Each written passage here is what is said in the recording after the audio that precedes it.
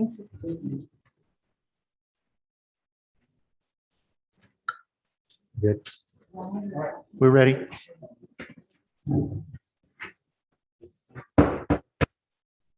This time, we're going to call to order the meeting of November 15th, 2021. Council, do you have anything you'd like to discuss before we go to closed session? Thank you, Mr. Mayor. Just to say that if the city council so moves, it will go into closed session to discuss the items agendized for closed session discussion, which is item number 1, conference with legal counsel, anticipated litigation pursuant to Government Code Section 54956.9B, 2 potential cases. That's all, Mr. Mayor. Thank you, sir. Any questions from council? Do we have any speaker cards? I have no speakers, Mr. Mayor. Is there a motion to move to closed session? So moved. So motion, is there a second? Second. Motion second, roll call vote, please. Councilmember Perez, Yes. Councilmember Burns, Yes. Vice Mayor Resendez, Yes. Mayor Velazquez. Yes, Motion carries 4-0. thank you.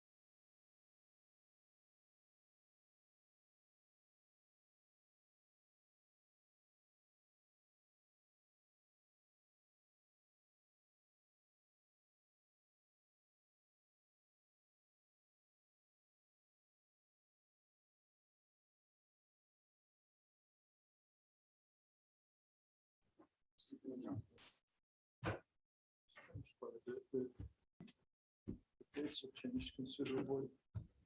Those things, but I just brought that as a reminder of some of the stuff that we talked about.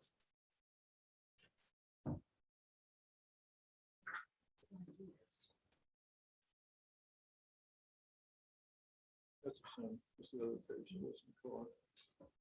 Seen it on.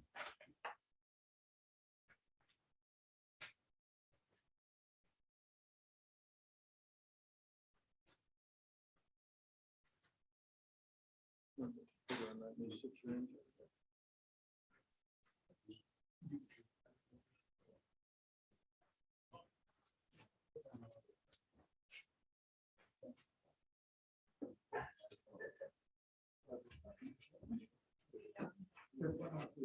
Next year is also.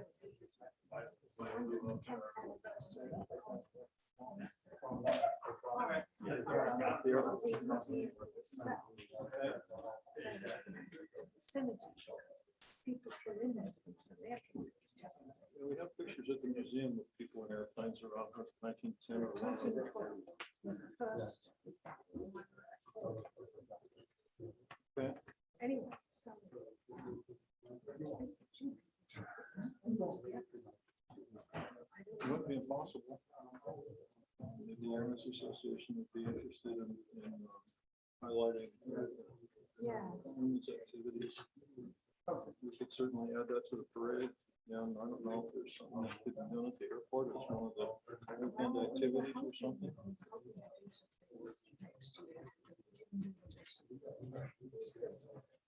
Well, so as of right now, we have the events planned for, there's 6 weekends in between. See, that's how some.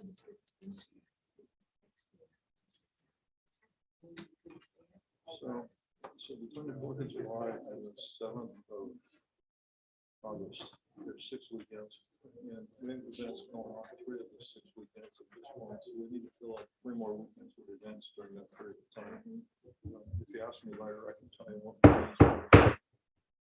At this time, we are going to resume the meeting at November 15th, 2021. Councilmember Perez, will you lead us in the Pledge of Allegiance?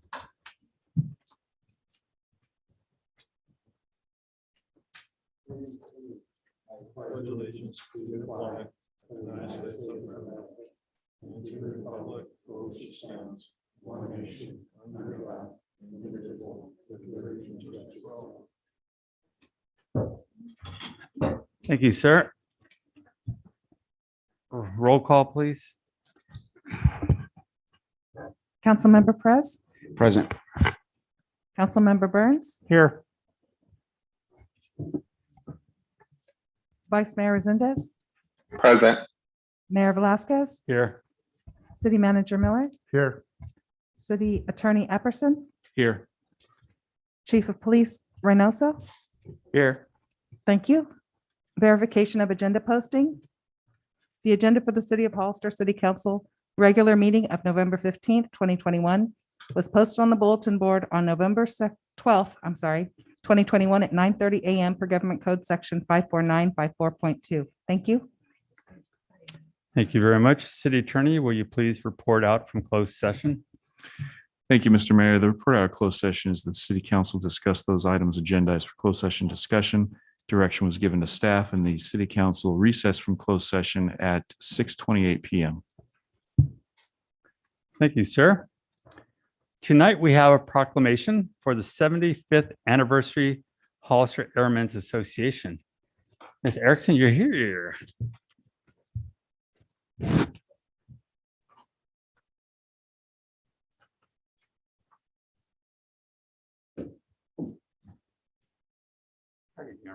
Right, Excellent. Good to see you again. Just like the old days, huh? I know. Almost somewhat normal again. Whereas the Hollister Airmen's Association is proudly celebrating its 75th anniversary of serving Hollister's Municipal Airport and the community since 1946. And now, therefore, I, Ignacio Velasquez, Mayor of the City of Hollister, do hereby proclaim November 2021 as Hollister Airmen's Association Month in the city of Hollister in conjunction with Aviation History Month, and invite everyone to enjoy the history of the Hollister Municipal Airport. And maybe, do we still have that little test bomb we found that one time? It's in that cabinet, right? So there's a lot of good history at our airport, and it's really impressive. And thank you so much for all you do for this community. Thank you so much. Please say a few words. Well, I had written something. I must have dropped it on the way in. But we're very honored to accept a proclamation from the city. 3/4 of a century is a long time. And we have been volunteering in the community and at the airport for 3/4 of a century now. And we're looking forward to another 75 years if we can. And next year will be the 110th anniversary of the first flights out of Hollister. Not the airport, it's where the airport is now. It was a field. So next year, we hope, if COVID is giving us a break, we'll be able to do some fun things out at the airport. So I hope you'll all join us. Thank you. Thank you so much.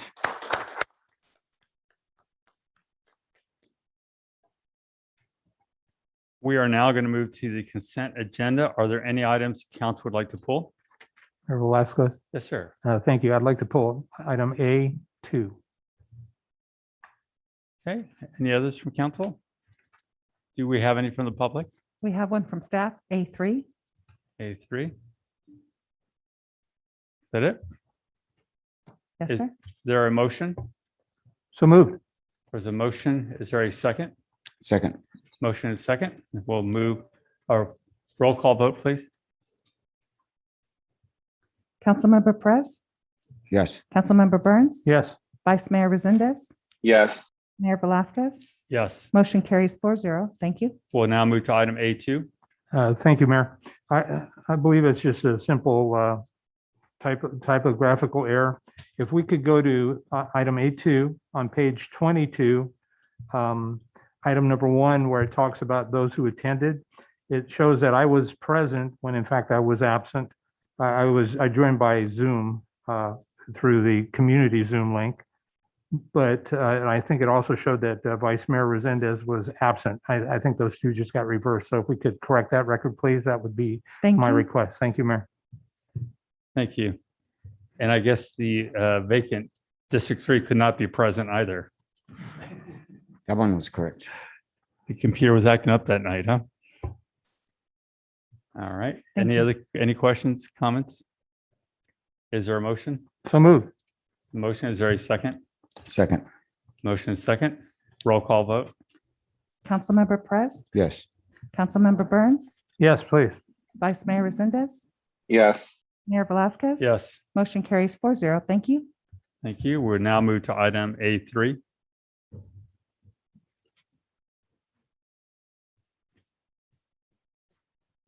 Good evening, everyone. My name is Eva Kelly. I'm an associate planner with the City of Hollister Planning Department. I just had a quick correction on item A3 F1, which is 3 of 9 of the minutes, and I think it's 26 or something of your packets. My colleague Amber Cameron presented the report, and it says her title is planning assistant, but her actual title is associate planner. So I would just request that that be corrected in your approval of the minutes, if possible. Thank you. Thank you. Any other comments on that item? No other comments? Is there a motion? So moved. Motion, is there a second? Second. Motion and a second. Roll call vote, please. Councilmember Perez, Yes. Councilmember Burns, Yes. Vice Mayor Resendez, yes, Mayor Velazquez. Yes, Motion carries 4-0. Thank you. thank you. We're now going to move to public input. This is the time for anyone in the audience to speak on any item not on the agenda and within the subject matter jurisdiction of the council. Speaker cards are available in the lobby and are to be completed and given to the city clerk before speaking. When the city clerk calls your name, please come to the podium, State your name and city for the record and speak to the city council. If you are joining us by Zoom, please click on the bottom of your screen to raise your hand. If you are joining us by Zoom using a cell phone, please press *9. Each speaker will be limited to 3 minutes with a maximum of 30 minutes per subject. Please note that state law prohibits the city council from discussing or taking action on any item not on the agenda. Do we have any speaker cards? And can they get around Charlie? I do, and I don't. Charlie, go ahead. I'll Go get a ahead. speaker card. Thank you very much. I am Charlie Bedolla, Mr. Mayor, council members. I'd like to thank you for this time and thank you for letting me come up here. I just wanted to say thank you for this time. I was your acting fire chief. Now I'm transferred over to back to my normal position as the fire marshal. But if I could get Chief Martine Del Campo to come on up here real quick, and he's back. So I'm real excited. So, I just wanted to tell him, Chief Martine, Chief Bob Martine Del Campo just spent 10 months teaching at the War College. He was called up to duty and he did what he had to do. And I'm really proud of what this gentleman did, for the community and for the country. And in addition to that, he got called to COVID and he actually was vaccinating veterans and people in addition to that to help fight the battle with COVID. So thank him for his service. Thank you for teaching at the War College and thank you for coming back. And I'm glad you're back. Thank you and welcome. I just wanted to acknowledge him. Thank you. Hey, real quick, I want to say thank you to Charlie in my absence for the 10 months. Didn't know that these orders were going to come down. Normally, you don't know. All of a sudden, Uncle Sam sends you a letter or an email and you're gone. So you got to march to the sound of the drums. I told Charlie, he stepped up to the plate, which is a big undertaking, especially during one of the worst fire seasons that California has ever experienced, during a pandemic, and the pandemic causing the economy a certain amount of dismay, as we're all experiencing. But he stepped up to the plate. Chief, this is about you. Welcome back. No, I gotta give him props because in my absence, somebody had to hold the shop down and he did an excellent job. I appreciate the support that you guys gave him. The city manager gave him, because it's a huge undertaking. I got to tell you, poor guy in the corner office is not only in the corner office, but he's in the crosshairs too, because the decisions he makes, he's got to live with them.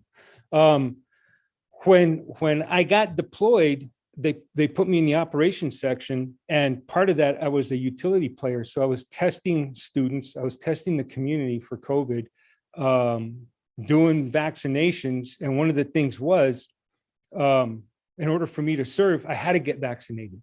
So that happened before I deployed. While I was there, I got COVID, right? 8 months passed and I had to deal with this. My take on it is, if you're going to serve in uniform, you got to get vaccinated. Also, the thing is, since I'm a service member, I fully understand and appreciate the right of people to make the decision on their own, whatever they want to do. So it's a perplexing argument there. And I got to say, I appreciate everything that, the military has done for me, by way of going through taking care of this whole vaccination and COVID thing. It's just something that we all had to pull together and doing as a village. But Well, thank you Chief, very much. welcome back. And Charlie, great job that you did during this time. And yes, you were in the crosshairs. We don't know how that feels, but you did a great job. And thank you to both of you. Oh, thank you for your service. Thank you. We're now going to move. Do we not have any speakers? Okay, we do. Alan Brookshire.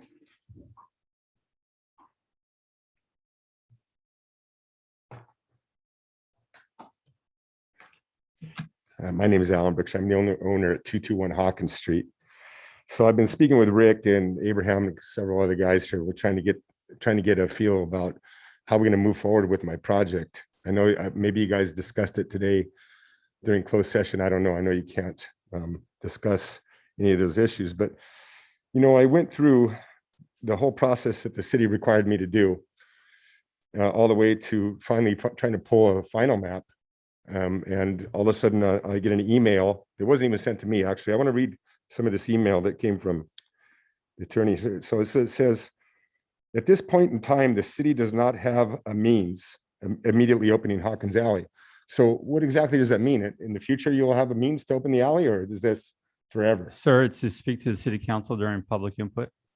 You can state your questions or you speak to the city council. You cannot ask staff questions.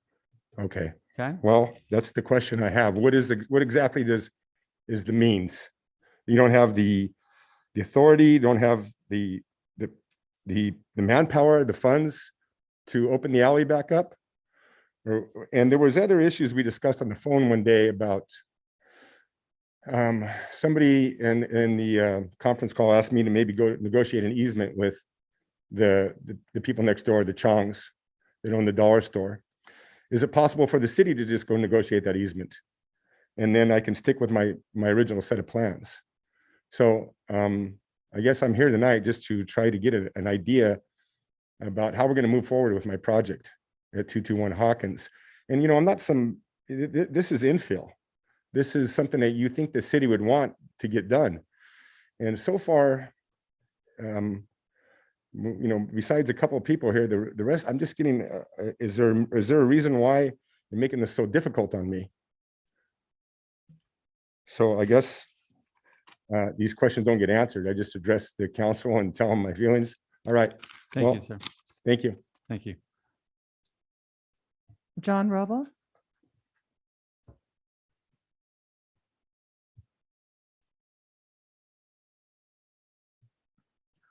Good evening. My name is John Roble, and I'm with Hollister, the San Benito County Historical Society and the Hollister 150 Celebration Committee. And excuse me, I'm a little nervous. Never done this before. Meanwhile, I want to thank the city council members for allowing me to speak this evening.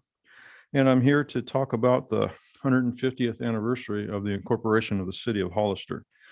We're hoping to have a birthday party for the city of Hollister that carries over a period of 5 weeks from the 4th of July through the 7th of August, where we culminate in a big parade in a ceremony, maybe at Betts Hall, the unveiling of a plaque donated by the members of the Eclampus Vitus to the city of Hollister, commemorating the 150th anniversary of the city. So the goals of the committee are to bring together the downtown businesses, encourage the community to join together through various activities, and maybe some fun things like, could you imagine a Ferris wheel downtown Hollister where you could ride that Ferris wheel and look out over the city? Would that not be cool? Could you imagine the lines of kids, mommy, mommy, mommy, take me to the Ferris wheel. I want to see city, and things of that nature. The kick, we have a lot of good people from the Downtown Association and the Chamber of Commerce that are part of the committee. There's a number of folks from many other Hollister organizations that are working with us.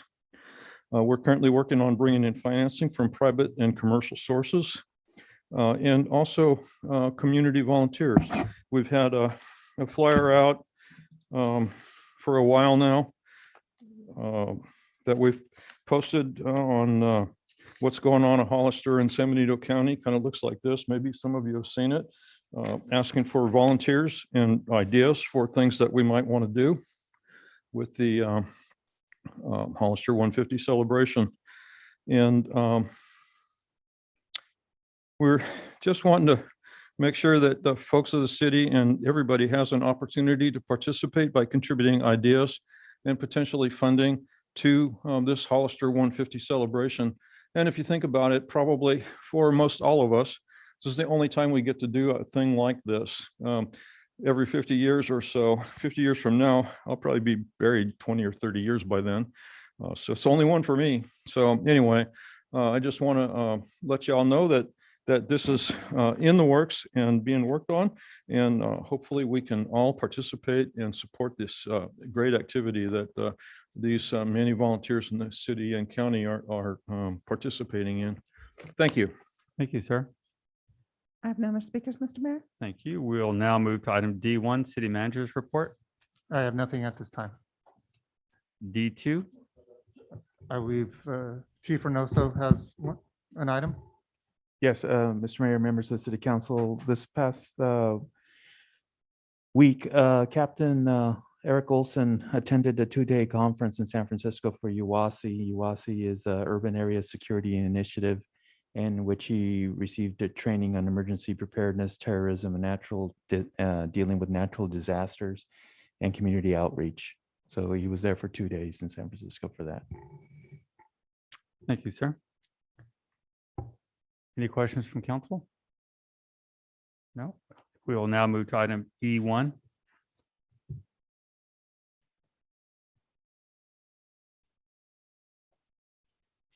Sorry. This is an amendment to our ABC business license ordinance.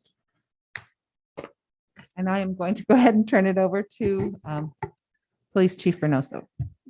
Yeah, once again, thank you, Mr. Mayor, members of the city council. Before you is a proposed ordinance to amend the existing ordinances currently in place for establishments that sell alcohol beverages.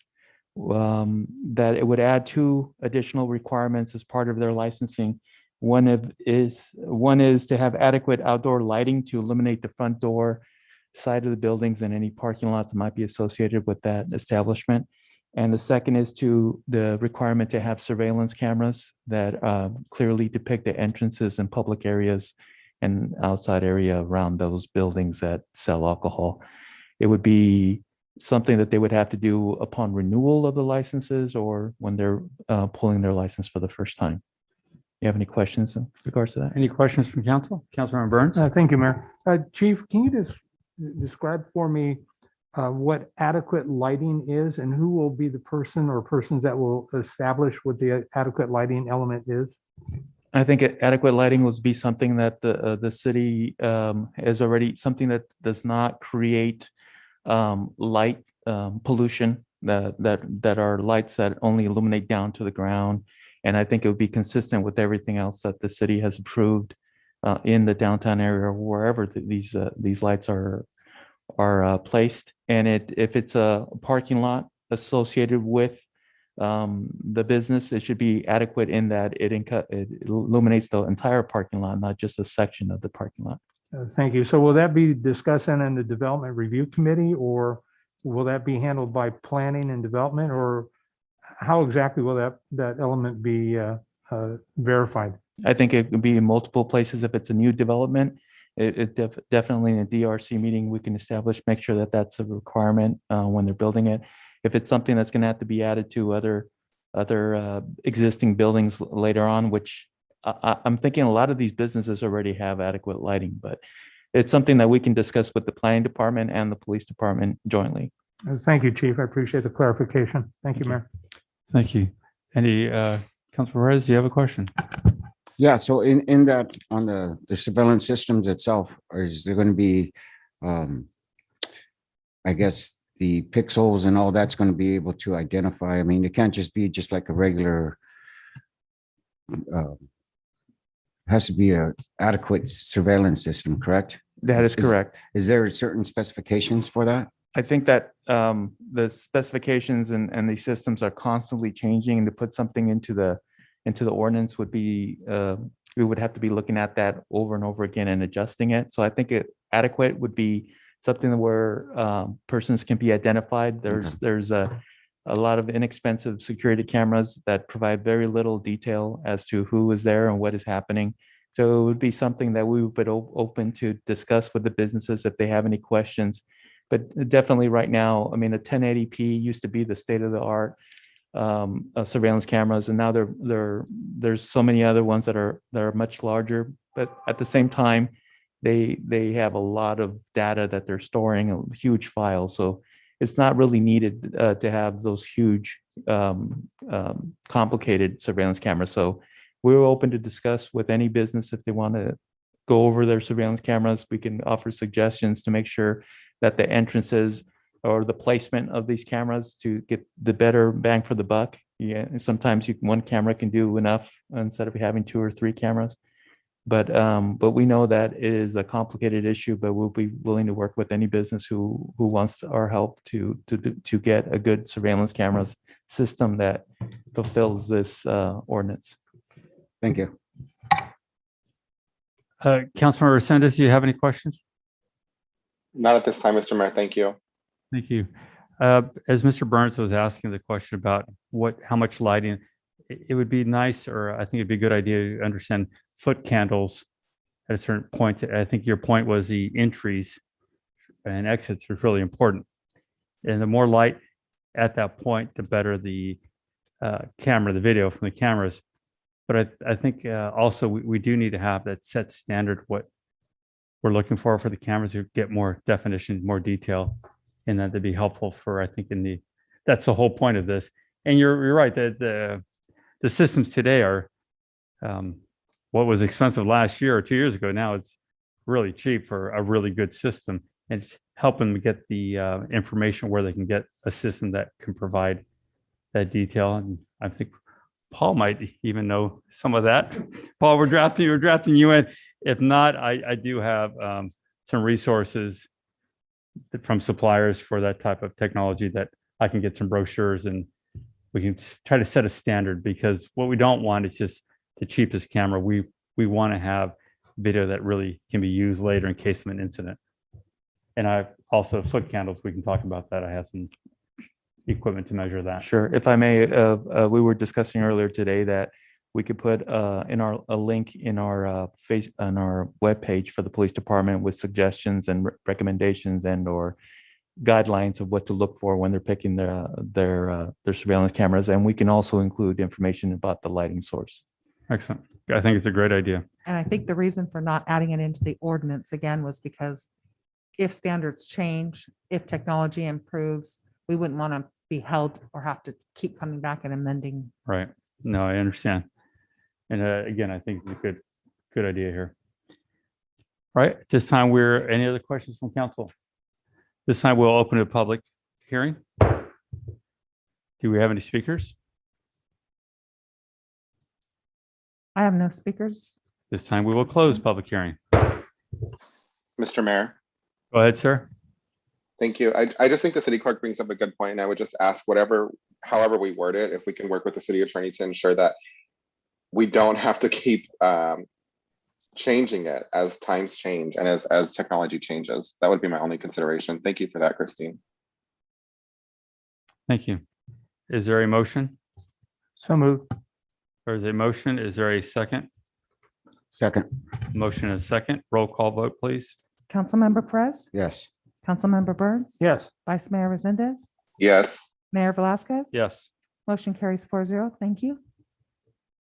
Thank you. We'll now move to item E2.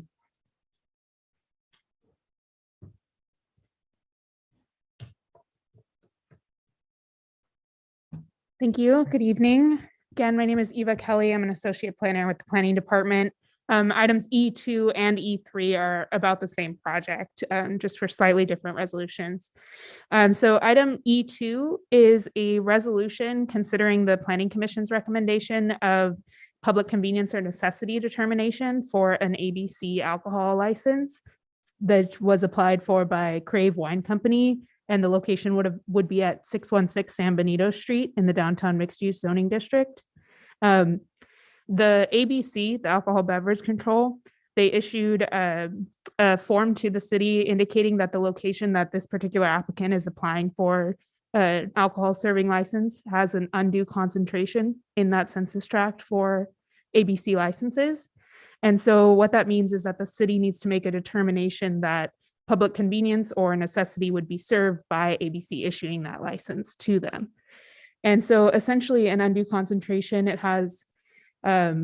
it's determined when the census tract, in this case, it's kind of the downtown core, it's census tract number 4 for the ABC.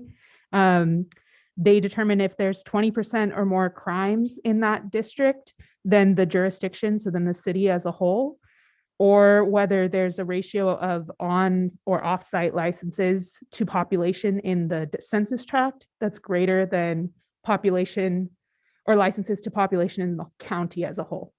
So the ABC made one or more of these findings, and that there is an undue concentration. So this is up for the council's determination. However, in our code, alcohol licenses also require conditional use permit approval if they're not associated with a restaurant that serves food, which this one is not. So the Planning Commission heard the item and recommended to council That was at their October 28th, 2021 meeting. And this is forwarded to you guys at the council. They determined that the use of a wine bar in downtown is appropriate and consistent with other uses in the downtown and with our current general plan. That our general plan designation is downtown commercial and mixed use for this property. And that encourages ground floor pedestrian friendly retail sales and services uses. And furthermore, the Planning Commission also concluded that the use and operation of the wine bar would generate additional sales tax and tax revenues to the city, create and maintain additional jobs and economic opportunities for the residents of the city, as well as promoting downtown tourism by highlighting wines which are made or grown locally in the county. And the Planning Commission adopted Resolution 2021-30, which recommends the council make a determination that public convenience or necessity would be served by issuance of this license. And they also adopted Planning Commission Resolution 2021-31, which recommends approval of the conditional use permit for this property as well, which is item E3. And so the city council can consider the Planning Commission's recommendation, consider the conditions of approval associated with the conditional use permit, and staff recommends that you make a determination that public convenience or necessity would be served by issuing a type 42 license to Crave Wine Company at 616 San Benito Street. Thank you. Thank you. Any questions from council? Mayor Velasquez. Councilmember Burns. Thank you. Did our police and fire departments weigh in on this project? Yes. So all our items that we take to our planning commission, as well as some administrative review items, go to our DRC, our Development Review Committee. And so staff's recommendation to the planning commission, who then recommend this to the council, was approval of this item. On the conditional use permit, which is technically item E3 following this item, there are conditions of approval, including lighting and security system conditions as discussed that we were talking about putting in our code at the previous item we just talked about. Those conditions are in the conditional use permit as part of the approval if you approve the use as well. Thank you. Do we know what the maximum occupancy is, and is there appropriate ingress and egress? I don't know the occupancy off the top of my head, but they would have to follow all building and fire codes for standard for their, however big their occupancy is. Thank you. That's all I had, Mayor. Sir. Any other questions from council? One quick question. Are they serving any food at all? Snacks or? So they have proposed in their business operations that they would have like cheeses and charcuterie boards for sale and possibly for serving at the same time, but they don't have a kitchen and it's not a restaurant. So it would be mostly a wine bar, kind of like a wine tasting situation. Right, not a full Right. restaurant, but Right. just some kind of snacks is. Yeah. Yeah, I think this is a much needed business in our downtown. And I'm looking forward to seeing their new camera system. Yeah, actually, I would like to see them serve some type of cheese crackers.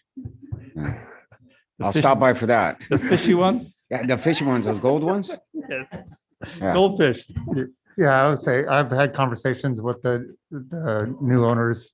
And that was one of the things that they said they were going to be doing is having different cheeses and things like that. Like Okay. most wine bars. All right, any other questions from council? This time we'll open a public hearing. Do we have any speakers? I have no speakers, Mr. Mayor. This time we will close public hearing. Mr. Mayor, Go ahead, sir. thank you. And I'm just repeating what was said by my colleagues. Strong preference. I've been to wine tasting rooms out in Carmel. I understand they don't have a full kitchen, but strong preference for charcuterie boards. You can do that with a simple refrigeration setup. But yeah, congratulations. If it passes, and I welcome the new business in downtown. Thank you. Thank you. Is there a motion? Or do you have another comment, sir? No, I'm ready to You're move ready forward. to- you're I ready to am. make that motion? I am. All right. So well, moved. There's a motion Second. and a second. Did you need to have anything read off as far as that motion? You made a comment. I don't believe so. I think Okay. I think it should be fine. There's a motion and a second. Roll call vote, please. Councilmember Perez, Yes. Councilmember Burns, Yes. Vice Mayor Resendez, Yes. Mayor Velazquez? Yes, Motion carries 4-0. Thank you. thank you. I guess this will be the new after hours place after our meetings.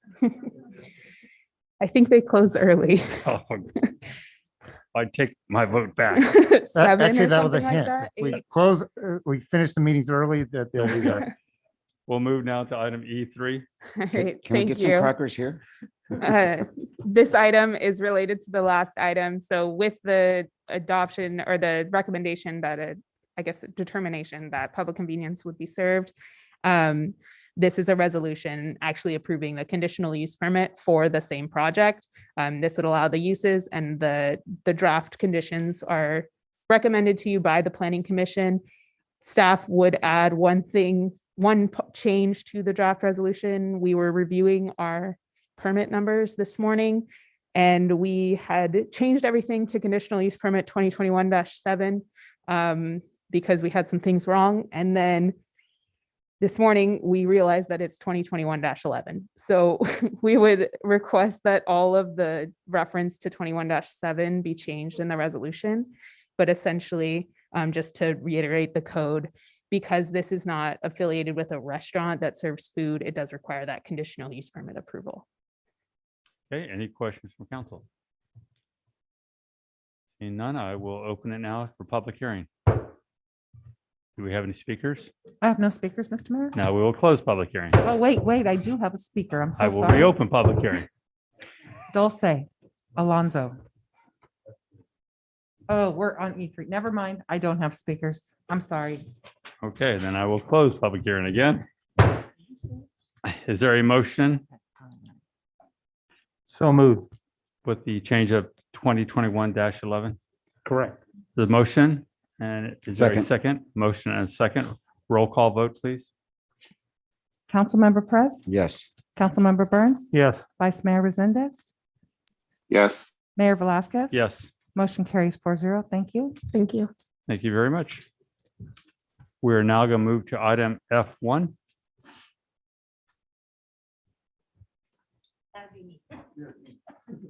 Sorry. Okay. Good evening, Mayor Velazquez and City Council. Tina Garza, Recreation Services Manager. The item before you is resolution number 2021-2013, a resolution of the City Council of the City of Hollister approving temporary street closure for a Christmas in the Park event hosted by the City of Hollister. Before approved, I would like to make an amendment to the resolution. And the reason for the amendment is when I was talking with the ice rink rental company, the plan was to place the rink on the softball field southwest of Dunn Park to allow the event goers the opportunity to walk the street safely. But in accordance to the ice rink specifications, a rink must be placed on a flat surface. A quote was received by the company for $13,000 for a subfloor installment. So then staff researched the cost of plywood and planned on installing the subfloor. But with the increase of plywood sheets, the total was not cost effective. So staff recommends that the City Council adopt Resolution 2021-2013 with the following amendment. Approve temporary street closure on 7th Street between Powell and West Street from December 16th through December 20th, closing at noon on December 16th and opening the street on December 20th, 2021 by noon. Any questions? Any questions from council?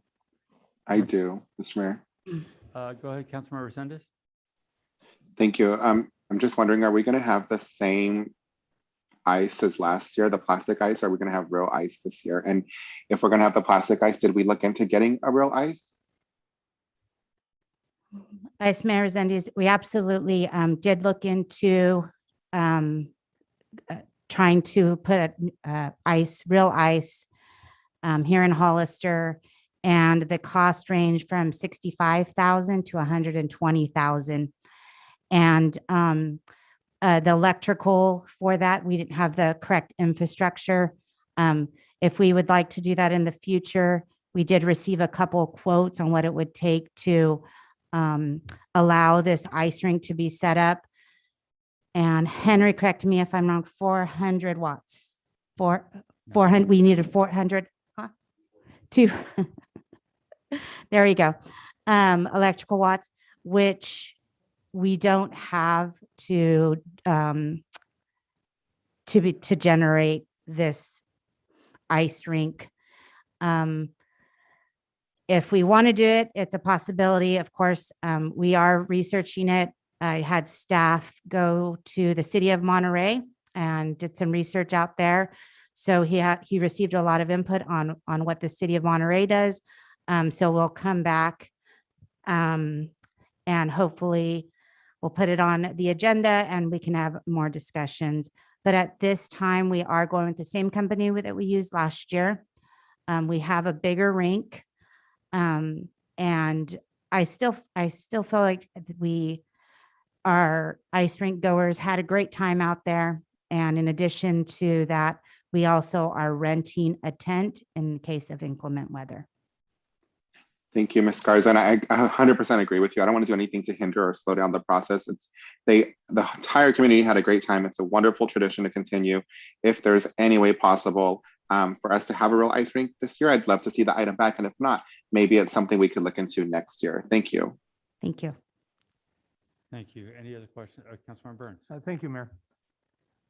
So did I understand correctly that we were going to install the plywood ourselves with the hope of saving somewhere around $13,000? Yes, we were. The cost with the plywood increased from $2 to $12 a plywood sheet. But when I looked it up today, just to double check, it was almost $45 for a sheet. So it has increased quite a bit. And we just didn't feel like it was cost effective. So that's why we decided to put it on the street. It's already a flat surface, the side that's closer to Powell Street, which is the west side of the park.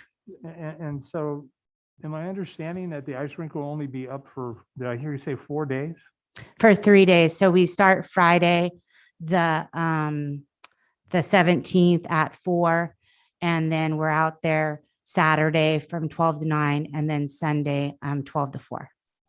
At the risk of being perceived as Scrooge, what's the total cost for the ice rink for 3 days, and how many people have gone in past years?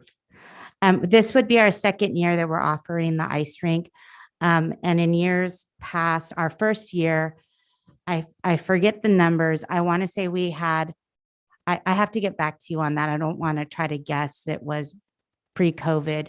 But our numbers were low because of the rain. We did have some inclement weather, and that's why we also budgeted for a tent to put out there so that so our participants can still skate out in little cold weather, just put a hat and scarf on and kind of go out there. But the cost for this ice rink is $18,000, and it was budgeted in our in the recreation budget. Okay, so essentially $6,000 a day. Mhm. And is this free, or do people pay for this?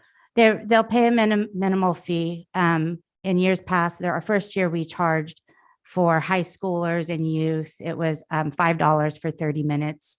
And then for our adults, it was $7 or $8. And we felt that the 30 minutes was enough time because ice skating is not a natural sport for all of us here in Hollister. So 30 minutes was a good time. And if they wanted to do another session, then it was still affordable to them. Okay, and let's talk for a moment about insurance. I'm not made to skate, so I go out there and I break an ankle. Does the city have any liability or exposure or risk? Yes, we do, but we are covered through our risk pool. It's a recreational activity, just like softball or anything else like that. I'm much better at softball. Same here. So again, I don't want to be a Scrooge, but I would really like to look at this more closely sometime after the holiday season, because like Vice Mayor Resendez, I would love to see this take it to that next level. And my experience has been, do you buy it or lease it? In this case, we're not doing either, we're renting it. And so it may make sense to make a long-term investment where we can reduce the costs over the period of time and get more people to enjoy it at little or no cost and absorb the risk. I'm fine with that. I just want to make sure I understand it correctly. But it would be helpful to have actual real numbers, because if we're paying $30 or $50 per person to attend the ice skating, it's a great experience, but at whose expense? So I'm going to support this as well, but I would like to have a better conversation sooner after the first of the year, so that we have all that time to get the 220 or the 240 or the 220 or the 400 wiring in place and do it really good. Let's make a commitment to it. I would imagine that the city of Monterey has probably gone all in on this, because I'm familiar that they've had that for a number of years. So anyway, thank you. Yes. I appreciate it. Yes, yes, Councilmember Burns, our research tells us that there's an investment, and we had a lot of questions, and we'll go back and do our research. Right now, we're in the middle of all of our recreation holidays and events, but our plan is to go back in January and kind of bring it back to council and see what you guys would like us to do with this. Thank you. Thank you. So I too, I love tradition, and if we can start a tradition, and by leasing or buying a ring, that'd be pretty awesome if the numbers figure out. I was wondering, can you give a kind of a description of what Christmas in the park is going to be like? Because I mean, I know, but it's like, to let everyone else, this is really awesome. I love not just what your ideas but the community also brings to you. I know Gina's going to be doing some stuff there, and Gina and Nadi, but it's really neat to see not just our departments working together, but the public working with our departments and our city staff. And that brings such a unity to our community. So, yeah. What the plans are, there are a lot of players involved, and it's great to see all the support from sponsorships, from the residents in the area. They absolutely love the idea. When we were kind of walking around and getting signatures, they were very thankful that we're bringing some of these opportunities to the downtown area, to Dunn Park, and to some of our parks, because it does bring community together, and they love it. A couple of things that we're working on with Gina and Nadi. She has some great grand ideas, and I love just kind of picking her brain, because, recreation staff, we've been doing a lot of activities lately. So we were, for around a week, we were just kind of, what do we do? What are we going to do? We met with Gina, and we feel refreshed and some great ideas. Due to the sponsorship support, we are going to be able to put lights around the clubhouse, like the Christmas lights. We are going to have pictures with Santa inside the clubhouse, so we'll make a Santa's workshop, and that's during the day, with a very affordable pricing. I think you'll get a 5x7 and some 4 wallet size pictures for $7, which is very affordable for our community. We have a photographer that comes in and takes care of all the pictures and prints them on the spot. And then in the evening time is when the event opens up, and that's going to be from 4 to 9. And Santa's workshop will turn into Mrs. Claus's bakery. So we're working with some of our community bakeries who will either donate or provide at a minimal fee bread, like a sweet bread or cookies, that we can give to our community members, along with hot chocolate. And then down below, there's many ideas down below, from entertainment to bringing in some of our Derby girls to see if they want to, skate downtown and on their roller skates, to, I just asked Brett about this one, to possibly, I think John talked about it earlier, a Ferris wheel at the park, just because If you were to go to a park, Christmas in the park in another area, they don't have very many of those big spotlight types. The park is mainly lit up by the colors of the Christmas trees or just the lighting in the park. So we figured that everything would be lit up. The Ferris wheel would light up the park. The clubhouse, we will also have it lit up. So we won't have to bring in these big old types of generators only near the ice rink. So there's many ideas that's been thrown around. And we just want people to walk in the park from food vendors that will be out there to the makers, market vendors that will be out there. Just a fun event and a community event that's going to bring us all together. And like I said, we've received so much support from great sponsorship support. We have someone that has paid for our lights. That's paid for. Part of the ice rink. They have donated money to the ice rink. And these are all local businesses. We have around 10 local businesses that are really working well with us. That's the beauty of Hollister. Mhm. And if we could, I don't know if it's possible to reach out to some of the other organizations like Emmaus House. I don't know if Chamberlain's is able to come out there. Some of our SLEs, if we can give them some free sponsorship to come on out and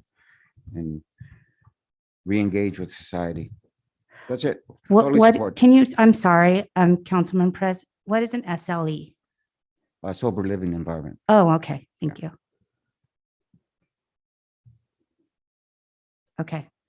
Yeah, there's many great ideas, and if there's others, I would appreciate just input, and we're, finalizing everything. We're working with HDA too to do the lighting of a Christmas tree for the Lights on Parade, and that'll be on Saturday, November 27th.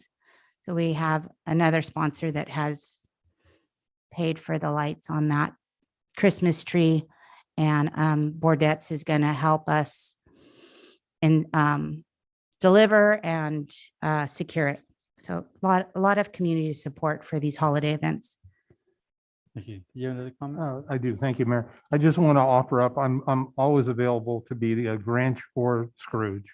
If you're looking for Oh. either. I am. I'm looking for a Grinch. I'm your guy. I have the costume, and I'm looking for some elves and a Santa Claus. We have Mr. and Mrs. Claus for pictures, but in the evening time, we're looking for a Santa Claus. So, okay, I have you down. I believe the HDA will be calling you also because they're Oh. looking for some people to fill those characters for the parade.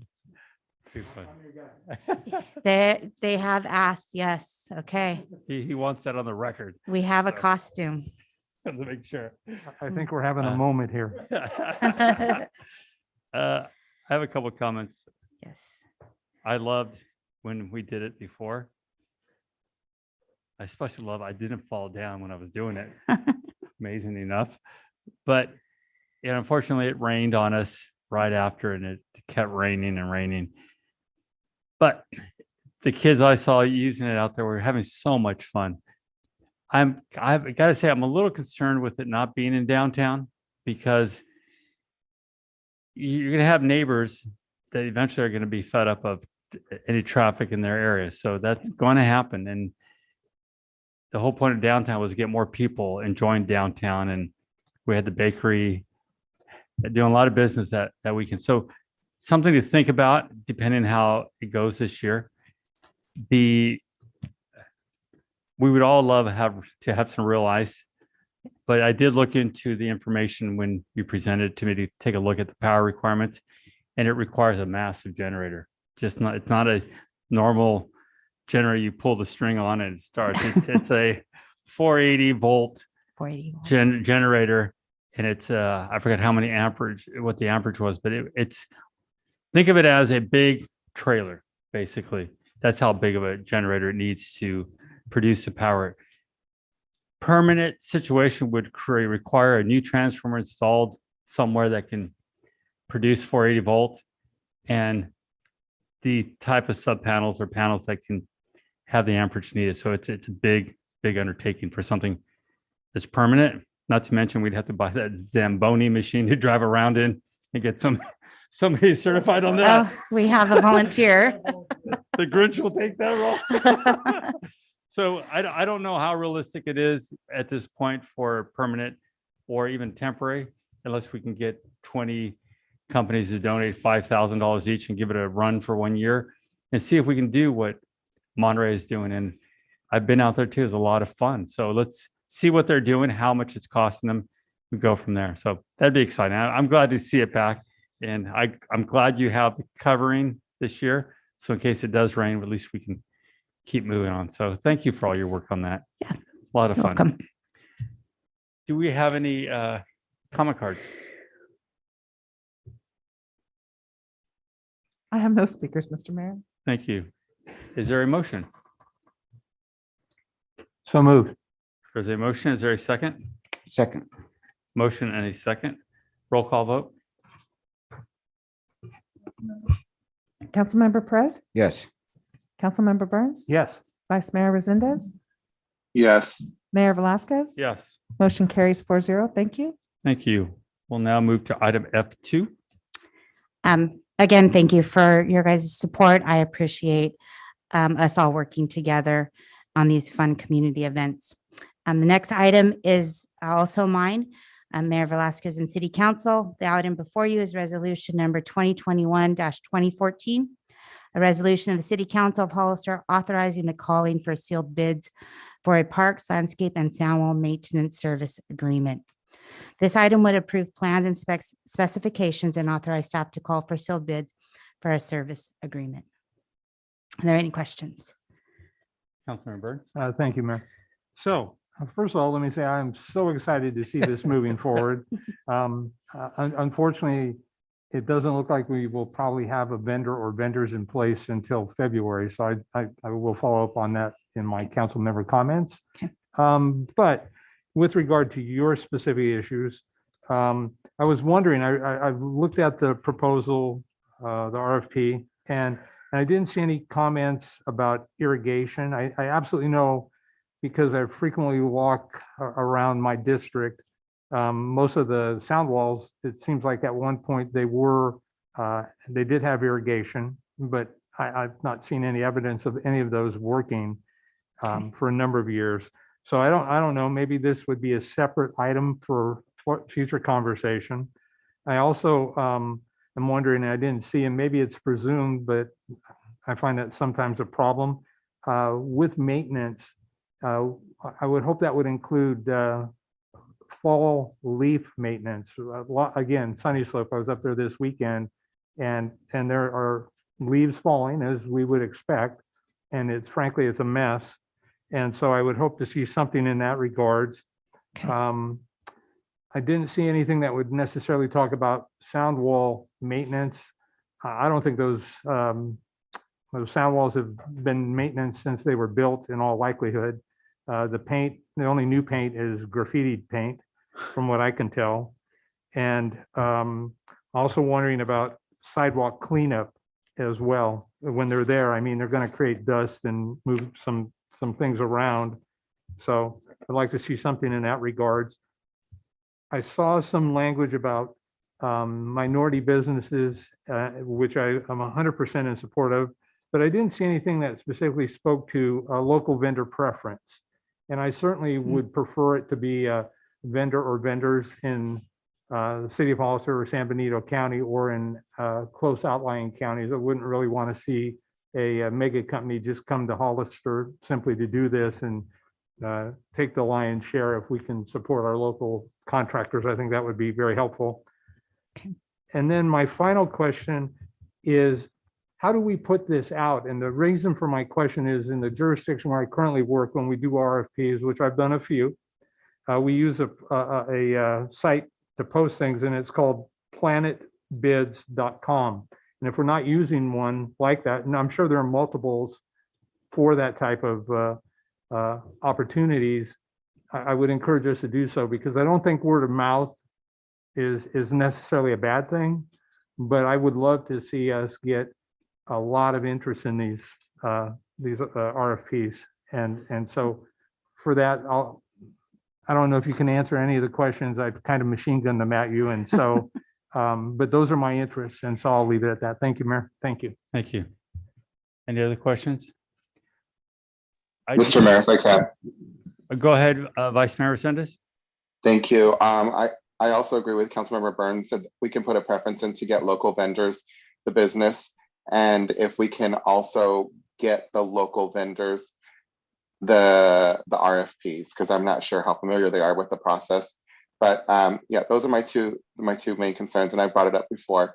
If we can give them preference in some type of way, that would be good, because we're generating tax revenue. We're keeping it here within our community. And it would be very convenient, so to speak, to have local vendors over here helping us in that aspect. Thank you. Councilmember Perez. Thank you.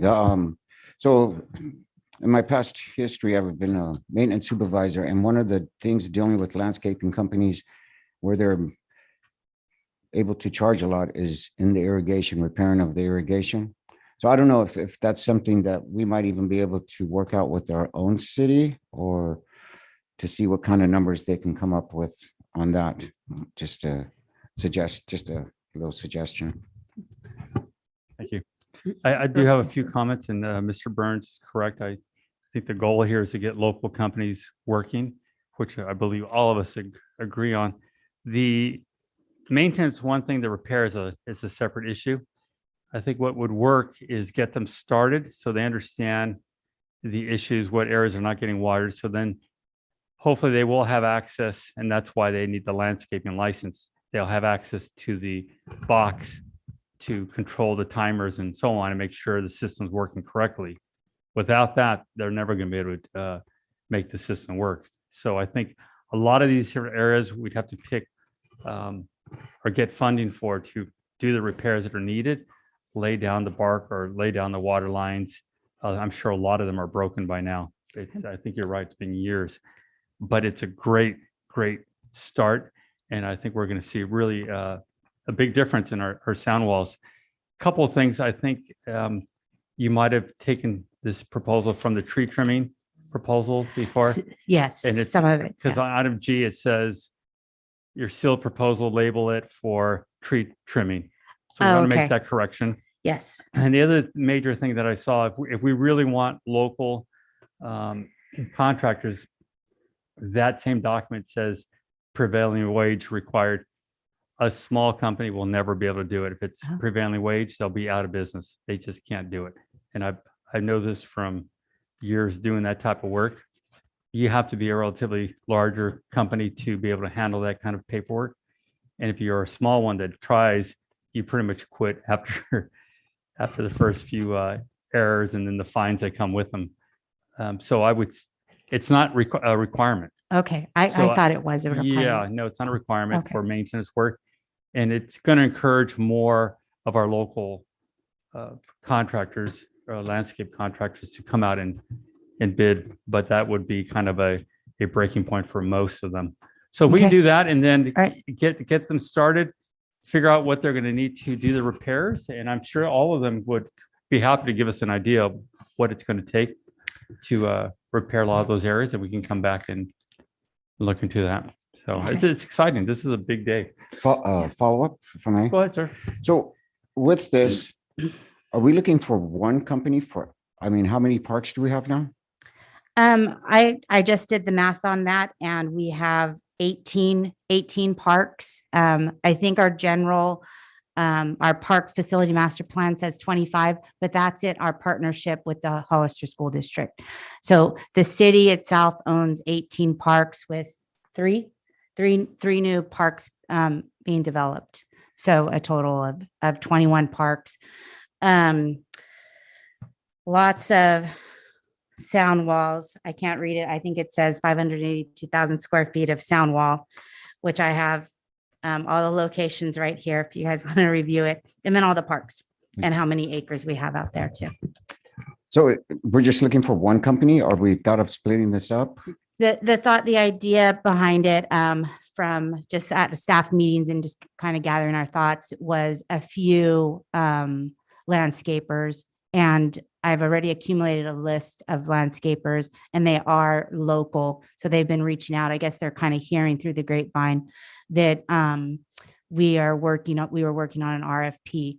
So I have a list of around 5 landscapers that I can reach out to. And the idea is to have 2 or 3, or if we have more, but that's going to be a lot of contracts to kind of manage.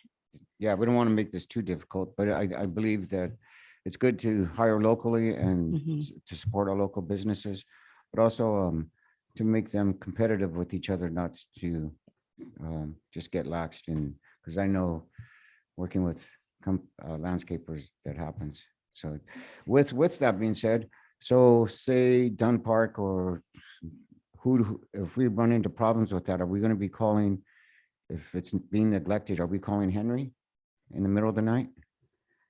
Well, No. yeah. Oh, go ahead. No, you'll be, right now you'll be contacting Tina, and then whoever the director of the Parks and the future director of Parks and Rec, it would be the one you would call. Okay. Just wanted to clear. Thank you. And Mayor, if I can. Go ahead, add, sir. For the local preference, there's a evaluation criteria. It's on page 154 of the document. Is we could add, we'll look into figuring out how we can add into their local preference for some additional points. And then also staff. Does that come with the 5%? That's only for purchases, not for for professional services. Then also just for the irrigation, that my understanding that was turned off at the last drought, and so that's probably when the last time that irrigation was turned on. Well, with all things, I think a lot of these areas have to be looked at and, Correct. get Correct. their professional opinions and see how they can fix them up. They know what they're doing. And that's the whole point of having some of these professional companies. And I think the idea that we only want a few, actually, the more you have, the better off you're going to be, rather than just having a few, because you're going to get 3 or you can get 10. And what you're looking for is the quality of their work. And then if you can start spotting out where you're having problems and then making sure that contractor knows it's not acceptable. And they'll tell, some of all the others talk will tell amongst you, each other, hey, yeah. by the way, that guy over there doesn't take care of it. So, and again, what the good thing about this is, first, we're beautifying our city. Second, we're creating businesses within our own city. So that's what we want. We want people working. And I know this is going to work. I'm excited about it. And I want to thank Mr. Burns for being part of this, because it's going to make the difference. So if we can make those corrections like we talked about, Okay. I think we can move forward on this. And I'm very excited about it. If I can address some of them, a few, I kind of wrote it down. As far as getting the kind of word out in the for the RFP, we do post it on the city website, from what I read, and then the list of vendors that I have will kind of submit the RFP and let them know something that this is available to them if they like to put in a bid. The irrigation, and Brett maybe can help me out with this one, is if there was a broken irrigation line or some sort, I was under the understanding it would go to public works staff, kind of work on that part. Well, what we can do is we can work with whoever the contractor is and then have them provide us a quote, and then we'll make that judgment. Their based on hourly that. rate. Well, actually, that's part of their assessment. When they come in and put a bid in, they should give you, they should go over all the irrigation system and give you a report on the whole system. Okay. All right. And they will need access to that system. Otherwise, it's going to fail. So Okay. put the responsibility onto them, give them the tools they need, and we should work. We should work out really well. Okay. And then I think we addressed all the other concerns in adding the information. Thank you. Councilman Burns? Thank you. So I understand that we put it on the city website. Do we track the number of hits on the city website for things like this? Because my fear is if it's only in Hollister, there might be other people that operate businesses and come here that might miss out on it. And Okay. again, all I can talk about our experience with Planet Bids was pretty strong, and I'd ask that you look at that. Okay. And I'm certainly not here to market Planet Bids, but you know, there are certainly competitors in that arena as well. And I think to push that information out is really good. And even if it were an outside vendor that employed local residents, that's not a bad alternative either. So I really would like to see this get out to as many opportunities for as many people as possible. I think good, strong competition, we would benefit from it. And again, as the mayor alluded to, good service is the number one requirement in my mind. And, you know, if you've got a lot of people competing, not only for the work, but once they're awarded the work, they're going, you know, quality control is a critical element. And so for me, I just think it would be very helpful to get that out there to more people if we can. Thank you. Okay. Just to add, Mayor, we do, I believe it's called eBid, but we'll look at also the program that you're talking about. Just, I mean, the more you can reach out to people to get bids, the better. So that we'll look at whatever has been successful in other agencies also. Thank you. Sure. Perfect. Any other questions, comments from council? Yes, Mr. Mayor. Go ahead, sir. Thank you. It sounds like we're pretty much on the same page from what I can see about the points that were brought up tonight. I'd really like to see us vote on this tonight. I'm just wondering what's the most appropriate way for us to move forward. Can we adopt everything that was mentioned tonight and adopt and vote on this? Or is it probably more appropriate to bring it back and put it on the consent agenda in a future meeting? No, I think we could vote on this. We had the changes. We talked about G, the labeling, prevailing wage not being a requirement. And as was mentioned, that they inspect the system, the system. And so thank you, Mr. Resendez, because yeah, we want to be clear on this. And I think you wrote down, so you want to read off what we talked about so we can add that in or make those corrections so we can vote on this tonight. Tina, I could give it a shot if you want me to. You're probably better at this than me. I'll let you do it. I have labeling, prevailing wage, not be a requirement, local preference, and assess irrigation as part of the quote. Right. Item G was changed it from the RFP, not for Yeah. tree trimming, but landscape maintenance. Under item G. Correct? And question for you, Jason, is are we allowed to have a preference on a RFP? Are you, Councilmember Perez, are you referring to a local preference? Yes. Yeah, there's some restrictions on that, but it's the type of thing that we can work into it and Okay. deal with. Just want to make sure. Okay. I think that covered everything. Mr. Burns, do you remember anything else?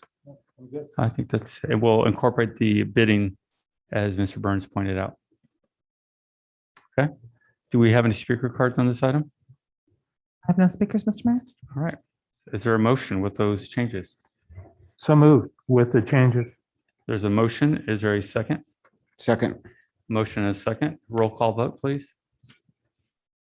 Councilmember Perez, Yes. Councilmember Burns. Yes. Vice Mayor Resendez, Yes. Mayor Velazquez. Yes.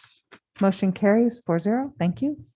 Very exciting. Thank you very much for that. Thank you. And the RFP opens once I get all these corrected. I'll put it up and hopefully by noon or 1 tomorrow afternoon, it'll be on. Excellent. Thank you so much. Thank you for your support. We'll now move to item F3. Thank you, Mayor and Council. I'm very excited to bring this item forward. I believe the last time I gave you a status report is that we were at impasse, the county's ad hoc committee and myself, after numerous meetings and some compromising. Both the county's ad hoc committee and myself were excited to bring forward a tax sharing agreement for our commercial and industrial areas, where the city would get, for any new annexed area, we would get 70% of all revenue. The county would get 30% of the revenue post ERAF funds. Now, the county took it to their board, their last Board of Supervisors meeting, and I believe it was postponed just because the new Board of Supervisors had a week to review it, so they wanted a little bit extra time. But I feel very confident that everybody will agree that this is a great great deal for both agencies to move forward so that we can bring in some additional commercial and industrial areas so that we can provide some more jobs in the near future. So I'm open for questions. Excellent. Thank you. Councilmember Burns. Thank you, Mayor. City Manager Miller, remind me, what was the previous agreement? The previous agreement was together with the residential area. And it was a 75-25 split is what it said, but that was for the residential, and we actually got 100%. But probably that wasn't maybe the fairest deal for everybody. So the new residential area is 50-50 for both the county and the city. And then this will be whatever is agreed upon by both agencies. And remind me that it's 70-30 split, It's 70-30 for Right. all revenue. right? And agreements for 20 years, correct? For 20 years. And I know that was an issue with some of the Board of Supervisors. They felt maybe that was too long. So maybe if we can do it in your motion, an agreement not to exceed 20 years, but a minimum of 10 years, because I believe that's what they're going, when they do their, when it goes back to the Board of Supervisors, that's going to be one of their conversations. Should it be 10 years or should it be 20 years? So I would just ask for a little bit of flexibility just in that one last piece, so that depending on what they approve, we're not having to come back to council. Thank you. How about based on the timeline from the county? Something like that. That So would we be leave that perfect. open. That would be perfect. Any other questions or comments from council? Yeah, and I would say the ad hoc committee and myself, we came up with 20 years because we just really didn't want to. You got tired of this. Yeah, we don't want to be doing this every 10 years. I can understand that. All right. Do we have any speaker cards? Yes, Mr. Mayor, Dulce, sorry about that earlier.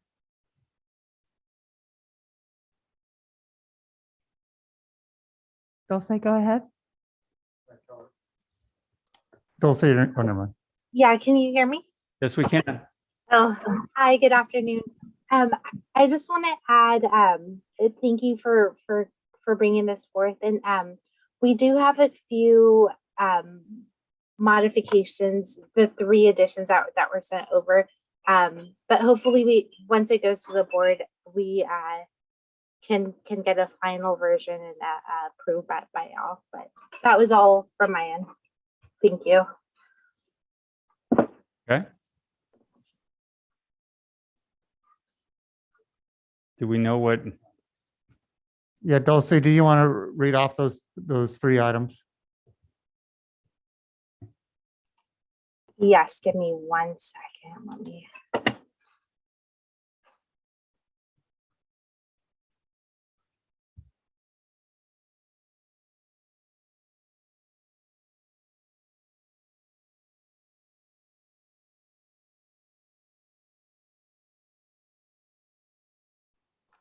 Okay, so I apologize. So one is to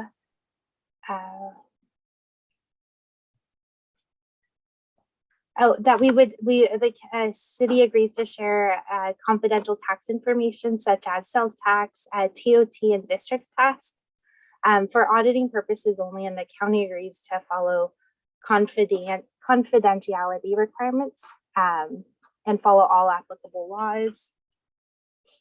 The second one is a dispute resolution, and just that we both agree to certain terms to meet in good faith.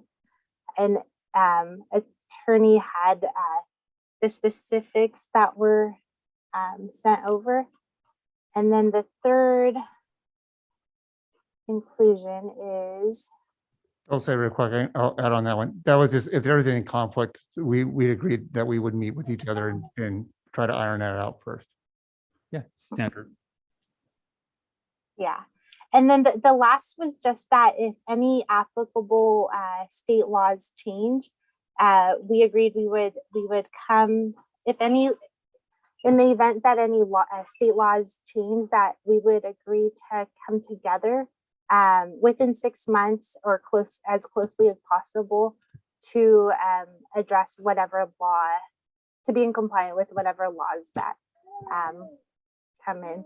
Something along those lines. I don't have the exact. We got it. I understand. It's following state rules or federal rules. That would be part of the contract anyways. Correct. Thank you. Is that it? That's it. Yeah.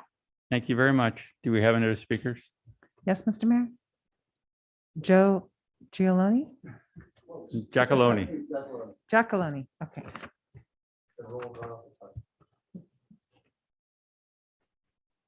Thank you, Mr. Mayor and fellow council members and staff. I couldn't pronounce my last name till I was in third grade, so don't worry about it. My name's Joe Jackalone. I'm the managing partner for Hollister Research Campus. I attended the meeting with the supervisors and talked to the newest supervisor, Dirk. There's no one more excited about you guys voting on this and hopefully approving it tonight than me, because I've been working on this for 11 to 12 years now. But I feel that the main concern on the other side, and you guys are more than generous with what you've put together and the time that you guys have spent with the ad hoc committee, and trust me, they're as tired of it as you. I never thought I'd be saying this, but I'm going to ask you guys to defer the vote tonight. They've deferred their vote until November 23rd. And there was a lot of discussion around the term of the agreement, not the percentage. Obviously, they better be happy with what they're getting. But anyway, and so we don't know if the new council member, or excuse me, if the new supervisor is on board until she studies it. And I'm going to go meet with her and go over a lot of stuff with her. And that's all I want to say. I want to thank everybody for your time. I know this has been a long process, and I'm available for any questions that you guys have. And that's all I have. Thank you. We're covering this in the motion already as Okay. far as the time issue. So that's Yeah, not that's what I going to was be a gonna say. problem. Yeah, by just, like you say, But agree to what Justin, the to county agree says. to the final term of the counties, it will be okay. Okay, good. Take All right. care. Well, thank you for your time. No problem.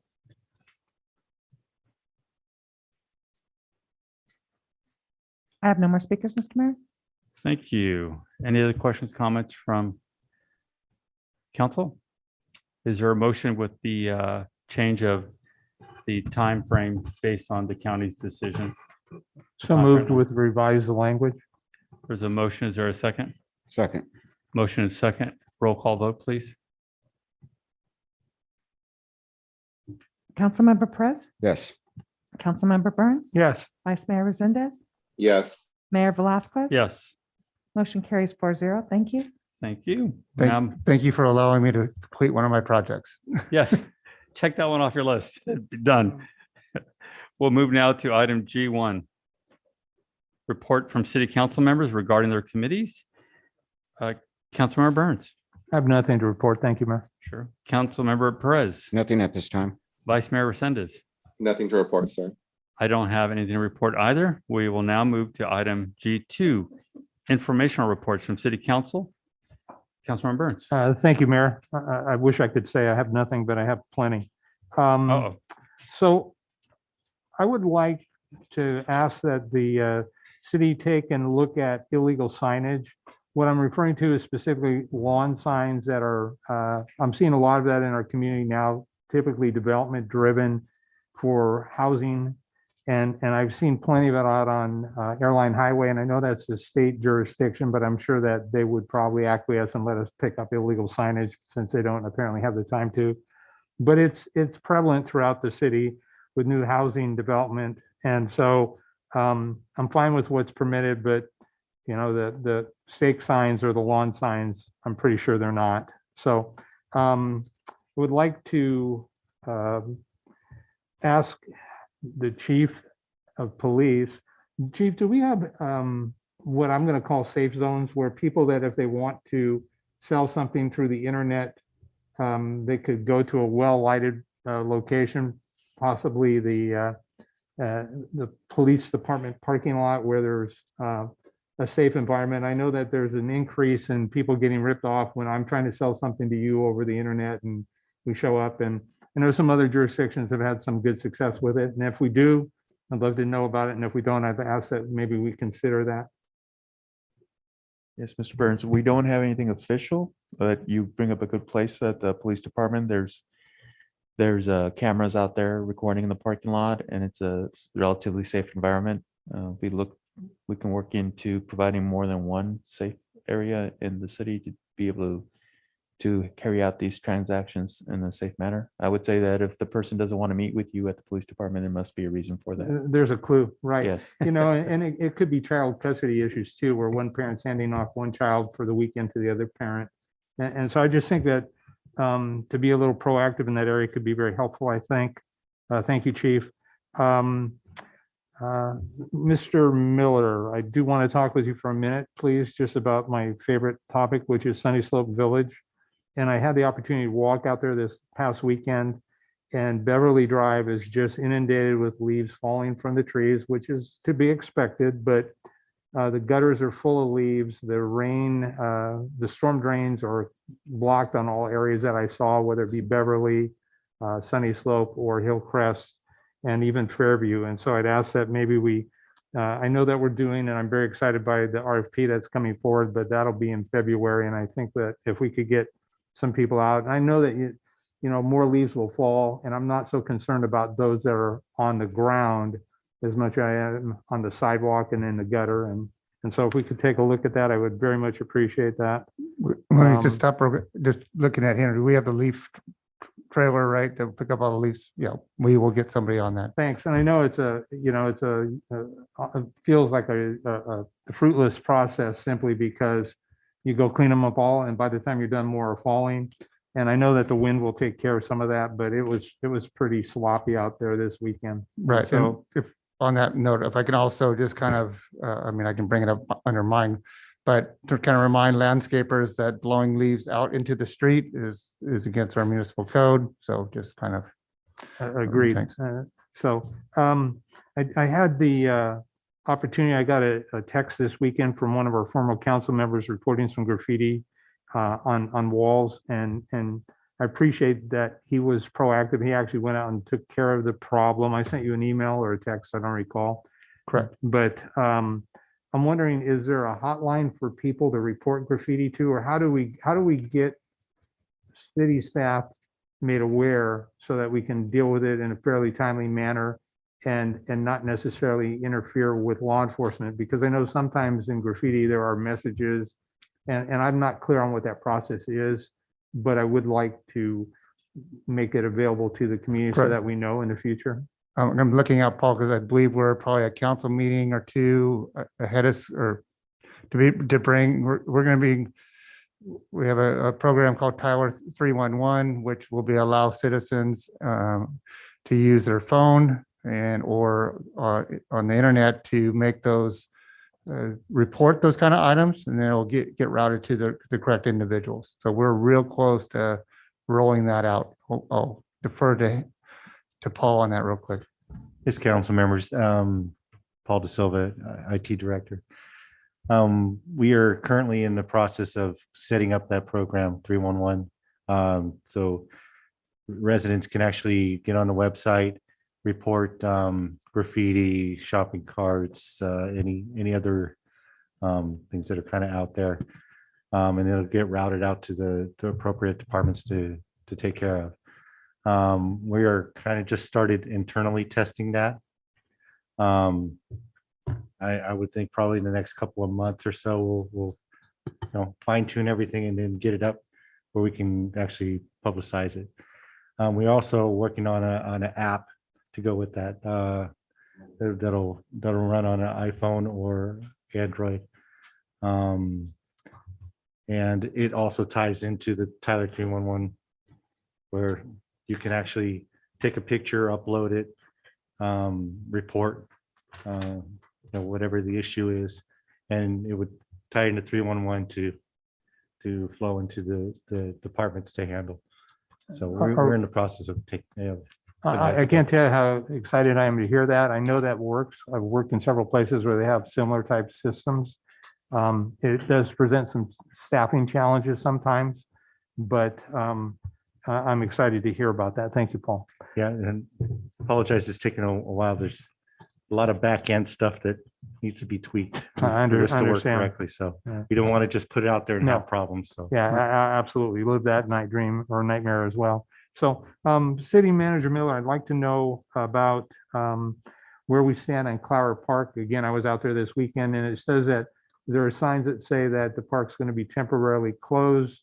Emphasis on the word temporarily, right? And that sign was posted on August 18th. That playground is nowhere near being used at this time. And I know that this has been an ongoing conversation for pretty much the year I've been on council now, and I know it preceded my arrival as well. And so I'm wondering, I know sometimes when we do road repairs, we say project funded by this, and this is what it's going to look like. I'm wondering if we could do something like that out at that park and any future park so that residents have some realistic expectations. Yeah. I'd always encourage us to overestimate versus underestimate. So, because I found in my life that it's better to underpromise than overpromise, and then it's Correct. better to overdeliver. Yeah, no, I think that's a great idea. We'll work with staff to get some kind of rendering or picture out there in a good estimated date. Thank you. I appreciate that. I think our community is going to truly appreciate what we're proposing to do and what the city is going to do. And sometimes quality work does take time and getting all the different vendors and the process moving forward. So I look forward to that very, very much. Also like to talk for a minute about department head recruitments. I noticed that on the city website, there are several high profile positions that we're currently recruiting for. But again, my question would be like the RFP question. Where else are people going to find those job postings? Because again, I would like to have the greatest pool of talent, and I recognize that there are benefits to growing our own. But when we're talking department head key positions in the city administration, I would like to have a very strong pool of candidates, not have to simply choose from. Correct. Say no more. That's the same thing that I would want. So we'll do our normal publications that are just government in general, but depending on, I'll just use administrative services. There are the different state organizations that California Society of Municipal Finance Officers would do that in different publications that are industry specific to those, that will advertise in those also. Great. I appreciate that. I know that the initial closing's mid-December, so there's still time, but that time Correct. will go quickly. Yeah, no, that's, Right. I believe the HR staff just actually on Friday or Monday is hitting those, hit those organizations. Okay, thank you. Couple more questions and then I'll conclude. I was wondering if from the city manager or chief, I know that a few months ago, we talked about maybe creating some sort of a party ordinance, for lack of a better discussion. And I know that there was going to be some model ordinances, like I think one was the city of Salinas may have had an ordinance. I don't really need an update now. I just don't want that to fall off our Oh, no, radar we- because we're going into the holidays. We can give you an update. We're just fine tuning some different, as you go through it, you see something else you probably should change, and that's where we're at right now, just some minor tweaking. Okay, and my final question also involves the chief and you, Mr. Miller, and maybe the city attorney as well. Just when I thought I heard it all, I got a call over the weekend from one of my neighbors who had an individual that they didn't know park on their driveway without their permission, and when they came home, they couldn't park on their driveway. So I've had an off camera conversation with the chief about this through email, and elements of it that the chief's assured me he'll look into. But my question now is, and I don't know the answer, but I understand that there's not a vehicle code that speaks to that, but I'm wondering if we could not consider maybe doing some research and looking to create maybe a muni code that would allow for me, if you park on my driveway and I don't know you and I don't give you permission and I want to park on it, to have the police department have the authority to come out and tow the vehicle at the registered owner's expense. Because as I understand it, or at least as it was perceived, was there is nothing the PD can do under those circumstances except run a registration check, call and see if they can locate an owner. But if I want to have the vehicle removed, it would be at my expense, and it just doesn't seem equitable to me. And so I would like for us to maybe look at if there is an option. I don't know. Well, I will say, the chief, it might be, just want to make, this is blocking their driveway, kind of, or kind of on the sidewalk. No. You parked in your driveway, the What- physical driveway itself. That's not trespassing. The car is not Oh, trespassing. I No. guess Yeah. true. No, it is a private property tow, and we don't have authority to do that. They do have, in this situation, they could have it towed off their own property, and they would be liable as far as expense. The tow company needs to be paid, and any liability as far as a lawsuit, I don't think they would, because they weren't supposed to be there. But I think Mr. Burns has a very good point. If the city so chose to have an ordinance that gave that authority in those situations, then that might be something that Jason and you may consider. But Yeah. the vehicle code is only applicable to public property, not private property. And this is one of those, you're kind of stuck in the middle. Right. And I can sympathize with their frustration of having a vehicle they don't know who it belongs to on their property. No, I get it. It's one of those little quirky things. I've heard of this twice in my lifetime. Yeah, this is the first. Right. But maybe there is a solution. You know, the obvious solution is don't park in somebody else's driveway without their permission. But, you know, I'm not going to go into why or how I think that car got there, because I certainly have my opinions, but they'd only be my opinions. So. Yeah, no, the chief and I will work on something that makes sense. Yeah. Thank you. And to council members' relief, I'm done. Thank you. That is interesting. Councilmember Perez. Yes, I'd like to first congratulate the LULAC 2021 recipients of the year, Sergeant Maria Davidson Spandry, veteran of the U.S. Air Force. Also, Buck Sergeant Joseph Lira, U.S. Army Air Corps. This has been the 28th annual LULAC breakfast that I was able to attend. Happy Veterans Day related to all our veterans. Thank you so much for your service and your sacrifices. And with that, you know, a lot of us work to achieve a certain goal in our life. And I'd like to see that the city recognizes Susan Gonzalez Brookshire. If you can recall that she actually made it to the Olympics as a softball player. I'm not sure which position. I'd like to see the city honor her for that, or recognize her somehow for that. What an accomplishment. Good job, Susan. Also, did anyone look into getting the lights on the trees downtown fixed, the ones that are hanging loose? Are we did? Good. Are they gonna come down to fix them, or what's this? Oh, staff's gonna do it? Cool, awesome.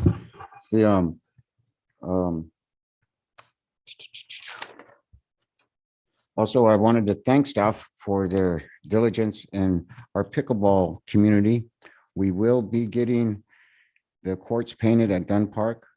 We ran into a couple of challenges, but again, the city staff, thank you, Henry, has overcome those and found another vendor. Speaking of staff, it's like, are we fully staffed at our city positions? No, we still, PD would be one of them.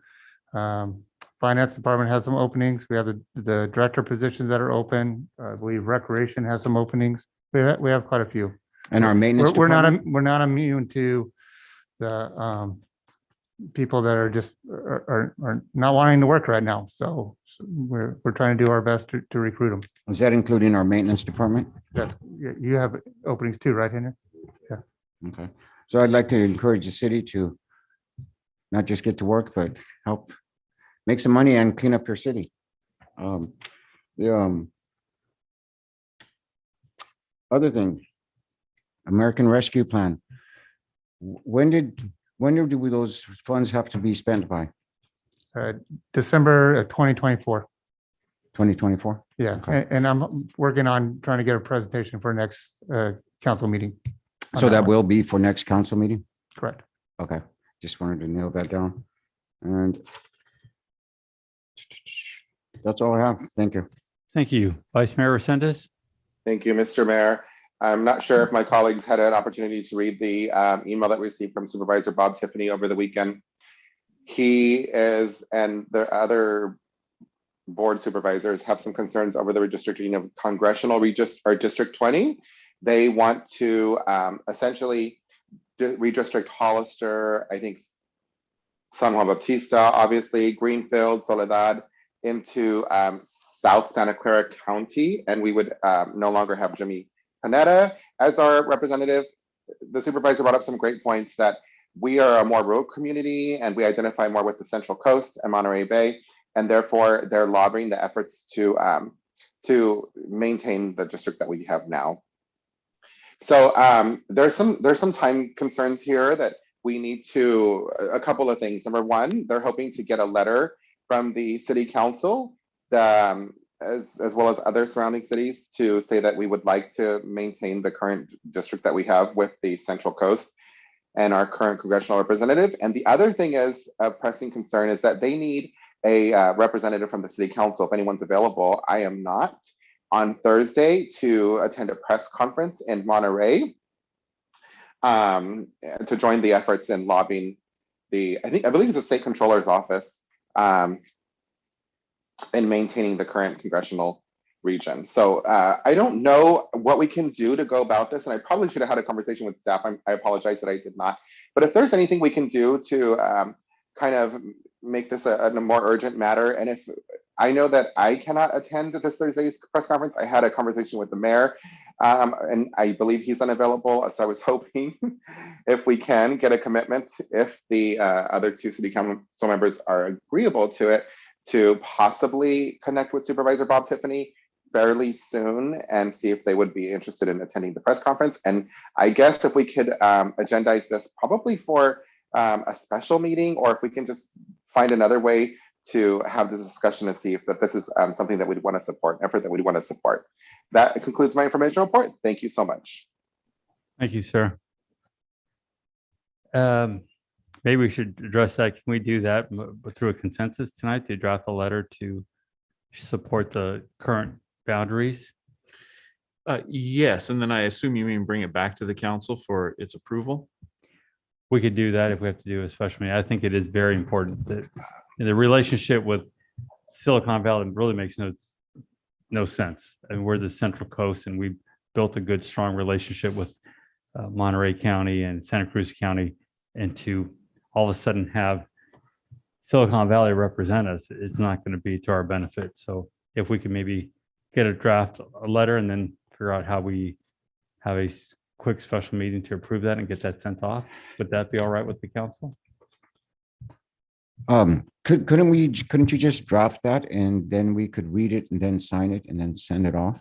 Would that be possible, or do we need to have a meeting? We'd have to approve it, or I believe by if I signing can, it, we Mr. approve Mayor. we probably don't want to get too much into the discussion on this. It's Right. not agendized, but Well, how about this? We'll do the best we can without causing any inconvenience for the city council and figure out a way to make that work. Okay. thank you, sir. Correct. Thank you. And Thank Vice Mayor Resendez, was the meeting in Gonzales or? Monterey? It's a great question. I think I thought it was I thought I heard Gonzales. Yeah, that was, originally. I mean, was. it is in Gonzales. I'm We can guessing, Find that out and Yeah. get back to you on that. yeah, we'll get to that. Okay. Hopefully, I don't know if Councilman Burns could make it that day or no. You're like us. Or Mr. Perez. if you No, can make it. I already talked to Bob, Supervisor Tiffany about that. I'm not able to make it. Yeah, I Otherwise, imagine. Very, very tough. yeah, I would have. I understand.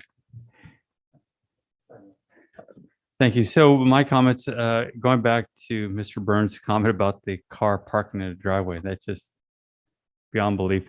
But if we can expand that, if we're going to write something, cars blocking the driveway too should be able to be towed. Currently, that can happen.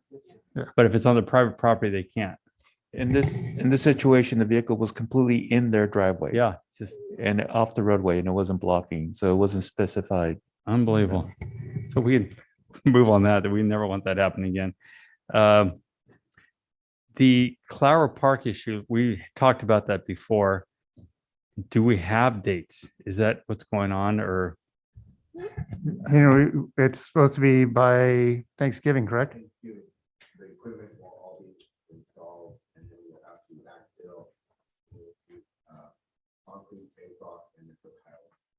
So we're waiting for the merry-go-round to get here. Is that been installed already? That has been installed. Now we're waiting for one other piece of equipment, or? Okay, and that should be here before Thanksgiving. It'll be all put together by Thanksgiving. Correct. Just so we have timelines. It's really important to the public, as Mr. Burns pointed out. Yeah, no, I like I say, we can put a sign up, what it looks like, what the estimated date of Yeah. completion. That'd be helpful. We get that question No, quite a bit. that's very simple. Yeah. Oh, yeah, Yeah, we can absolutely. do, yeah. Yeah, once we get it open. Wait, Tina, we're drafting you again. Re-grand opening once the equipment's installed. That following week, we can do it. Okay. Mr. Randy Burke from Road Shows is coming to town tomorrow to come look at the layout for the motorcycle rally for this year. If you have any time, I know it's late notice and it's my fault. He sent information I just didn't get out to city manager and chief, but if you do have time, you can meet with them. I'm going to try to meet with him in the morning, say hello and go from there. So Actually, since this is gonna happen in District 1, I'd like to meet with him also. What yeah, time come will he on, be come here? by. He's going to be coming to town. He said around 10 o'clock. So I'll call you as soon as he comes to town. Okay. Perfect. All right. I will be in attendance. And that's all I have. Go ahead, sir. I have one item. I don't know that it wouldn't fall under old business, but since I see none and it's not agendized, Sure. can I bring it Absolutely. forward? Go ahead. I know that at our last regular scheduled council meeting, fire department brought forward a request to submit a application for a grant for trauma equipment that they would need. And there was a conversation about how they had received some secondhand stuff from our local county sheriff's office. And I was wondering if the fire department could provide an update with that. And since it's not on the agenda, I don't know if it could happen tonight or if it's something that needs to be agendized. Correct. I will just have Fire Marshal Bedolla answer, send an email to each council member where the status of that is. Okay. Okay. Thank you. Thank you. Those are good moves right there, Charlie. Thank you, sir. All right, city manager, Nothing to report at this time. city attorney, Thank you. No report. chief. Yes, Mr. Mayor, members of the council, thank you once more. Just wanted to report that with the work of Captain Petania, who's in the audience, and Supervisor Alyssa at the Animal Control Department, the shelter, they've come up with a plan to open on Saturdays. We're going to start in phases. So our plan is to, on the first and third Saturdays, to be open from 8 to 12 on those Saturdays, and every Wednesday open late till 7. And hopefully we can get more people to come down to the shelter and adopt the animals and carry out the business needs, the licensing and all that with the extended hours. Excellent.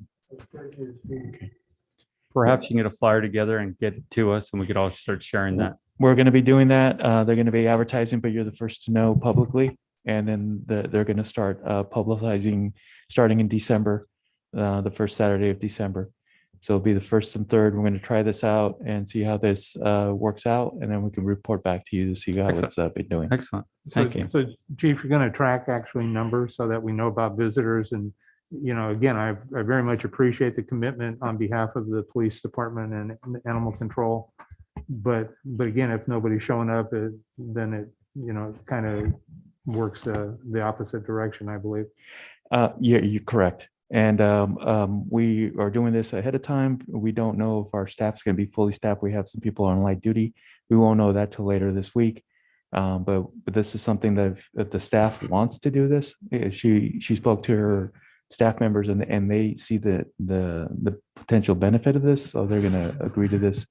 And we'll keep tracking it. And if we need to expand it or reduce it, we'll come back to the council and provide the information for tracking all that. Great. Thank you, Chief. I appreciate it very much. And thank your staff for us as well, please. Yeah, to add, I'm glad you brought that up, Councilmember Burns, because we did that with the payment center where we opened up early on at 7 and stayed late till 6 to give people more opportunities to come pay. We've started noticing that we just would get like 1 or 2 people coming in between 7 and 8, and the same thing in the afternoon or in the evening. So it was causing more of a staffing issue for the few that we were benefiting. So I appreciate you bringing that up. Thank you. When- All right, well, go ahead, sir. When you brought up light duty, so if we have city employees that are on light duty, would they be able to put in their light duty over there? No, these, although they're light duty, they're trained on everything, every aspect of the animal control, all the Okay. rules and regulations, and it would be, you would have to train someone. What these employees have been training for months on, so it wouldn't probably wouldn't work out. If you're on light duty, you usually assign light duty at the department and the job title that you have. Thank you. Thank you. We'll go to City Clerk. I am doing this for Miss Tina, but there's going to be 10 trees that were donated by Bordeaux, I'm sorry. And then there's going to be, they'll be donated to those in need. I know, Tina, it would probably be easier if you got up and just said it, but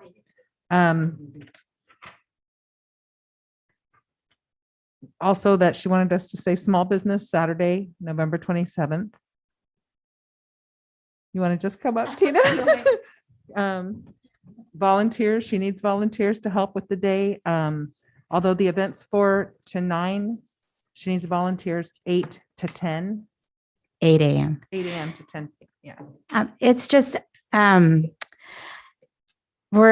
city's going to offer a tree program for individual families that are in need. Bordeaux Tree Farm has offered to donate 10 Christmas trees to some of these families. On Friday, I meet with Amazon to see how they will be a part of this tree program. And then we've reached out to some of the high school clubs to see if they would like to decorate these trees. And if they know a family's in need, then we can help them get the tree to the families. So it's just a fun tree program. We're doing it the same day as our Christmas in the Park, another area to kind of light up some trees and have some lighting in the park. And we're just looking for support. We're looking for families, nonprofit groups, any organization that would like to kind of adopt this Christmas tree and give it to a family in need. Or if you guys know families in need, then let us know and we can work with some of the nonprofits that will be decorating the Christmas trees, and we'll get the tree to them too. And then we are looking for volunteers. I think we talked about it. Councilmember Burns has volunteered to be the Grinch. So we have one down, 20 more to go. So if you guys know of any organizations, groups that would like to, youth groups, volunteer. Key Club is a big supporter of recreation, along with the Hollister Kiwanis Club. But I think on this day, we're going to need a lot more. And we're the week of December 10th. I think if that's on a Monday, I don't recall. I can't see that. Oh, December 13th. The week of December 13th, we're going to start decorating all of the park, the clubhouse. Then we'll move down to the park just to anticipate and get everyone excited for the event. So we're looking for volunteers throughout that whole week. Thank you. That's all I have. Thanks, Tina. And Okay. then I just want to do a quick update on the election. I'm hoping to have the results from the county by the 24th, because I believe they're taking it to their Board of Supervisors for ratification on the 23rd. Then I will hopefully get that on, if all goes well and that happens, I will have it on our council meeting for December 6th. to be certified and ratified by us. And then we will hold a special meeting on December 13th. It should be pretty quick.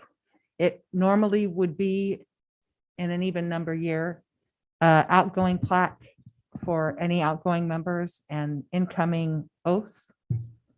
It's just going to be an incoming oath this time. So it shouldn't be too long of a meeting, but then afterwards there'll be some refreshments if she chooses to have people come. Then we will have her seated at her first council meeting, December 20th. Thank you. And that's it. Thank you. Thank you. We will now move to item G3.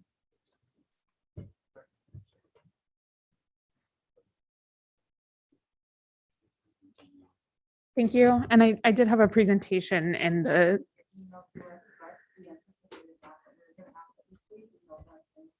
Okay, thank you. Do I have a clicker over here or is it over there?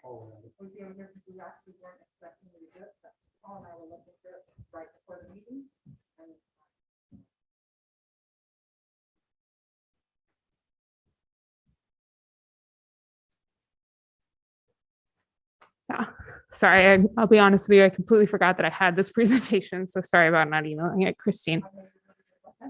Yeah, I was like, I realized when I came in that I was like, I didn't email them the presentation, but I did attach it. So thanks again, Eva Kelly. I'm an associate planner with the planning department. The RENA methodology is currently underway, and we just wanted to give a brief presentation and kind of just over what's going on right now, just at a staff level, and get some feedback from the council. So RENA is the regional housing needs allocation. It's essentially, it's the number of housing units, and it's assigned first by the state to the region overall, and then allocated by the regional boards. In our case, it's the San Benito County COG, to each jurisdiction in the region. So we get a total number of residential housing units that cities and counties have to plan for over the course of our housing element cycle. The housing element cycle is typically 5 to 8 years. We're currently in a 2015 to 2023 8-year cycle. The 6th cycle will be coming up. And so the city of Hollister, city of San Juan Bautista, and San Bernardino County are the 3 jurisdictions in our region. And the number that the State Department of Housing and Community Development, HCD, has provided to our region is 5,005 units. And it's really important to note that RENA is a number for planning purposes. It's not, you don't have to build 5,005 units. You don't even have to approve entitlements for 5,005 units, but you do plan for it in your housing element of your general plan. So when we get into our housing element cycle, once the RENA is allocated down to each jurisdiction, that'll be in our housing element that we'll be working on identifying those sites to meet this numbers. Ultimately, the numbers for each of our jurisdictions and throughout the whole state, but in our region, the numbers are decided by the San Benito County Council of Governments and then approved by the state. But COG staff is currently working with the cities and the county staff to provide input on the methodology that they're developing. And they'd like to bring the methodology for approval by the COG board in the next couple of months. They're talking this month, next month. There might have been a meeting last week actually with the COG board on this. It's on Thursday's meeting. It's this Thursday. Okay. But they're working on the methodology, and staff is providing input at a staff level. And RENA does include the 5,005 units includes market rate and affordable units within that total number. But that the splits haven't been determined yet. So we wanted to bring the discussion to the council tonight because there's some opportunity again for the city to provide input at a staff level towards the methodology. And as you guys are aware, we're in the process of updating our general plan now. And in particular, we've been talking about provision of services to the county and to fringe development and promoting infill and higher density housing during that process. And city staff, following the direction that we've heard, about implementing policies in the new general plan, which require annexation of land prior to the provision of city services like sewer in particular, to new development within our sphere of influence. And we're also increasing the density on a lot of the available land within our city limits and sphere of influence in our new general plan. And the sphere of influence itself, we're keeping it relatively the same as it currently is. So we're increasing density, increasing housing diversity. Those are the policies that we've been hearing in the direction that we're following right now as we draft our general plan. And so the kind of standard starting point that we've been talking about with COG staff for RENA methodology is based off of jobs and resiliency. And they have some kind of calculations that they do. And it's all state approved as far as the actual calculations and numbers. But there are some other things that can be taken into account towards this methodology. One in particular that we've been talking about is infrastructure, considering infrastructure availability as part of how they allocate these numbers to the different jurisdictions. And right now, in the rough state that we've seen with jobs and resiliency, the county and the city are pretty equal economically. And so we're seeing about a roughly equal allocation of RENA between the city and the county as the methodology is kind of coming out right now in the draft form. And just San Juan Bautista, it's only getting a small portion, which is pretty standard due to their size and other factors that they have. They'll likely get about 150 units kind of regardless of how the methodology plays out. So it's really between the city of Hollister and the county where a lot of these units are going to be allocated to. And based on the state of the general plan background data that we've been working on just with our update, kind of separately from the RENA methodology, the city really has enough land as it's kind of already currently designated to meet the numbers that we're probably going to see getting about 50% of the RENA without really needing to make major changes to kind of promote these higher densities and things like that we're seeing. So staff has been thinking about and kind of discussing with COG staff and the other staff from the other jurisdictions about the possibility of the city of Hollister kind of having the methodology take into consideration some things that would have the city of Hollister actually take on more of the RENA percentage. Because, and we really want to get your feedback on this and we're making this based on that kind of direction that we've been hearing. And particularly about infrastructure and the sewer availability, which, as you guys are aware, the sewer for the entire region for the vast majority of the urban development comes from the city of Hollister. And we're also, as you guys are also aware, talking about also providing sewer services to the city of San Juan Bautista as well.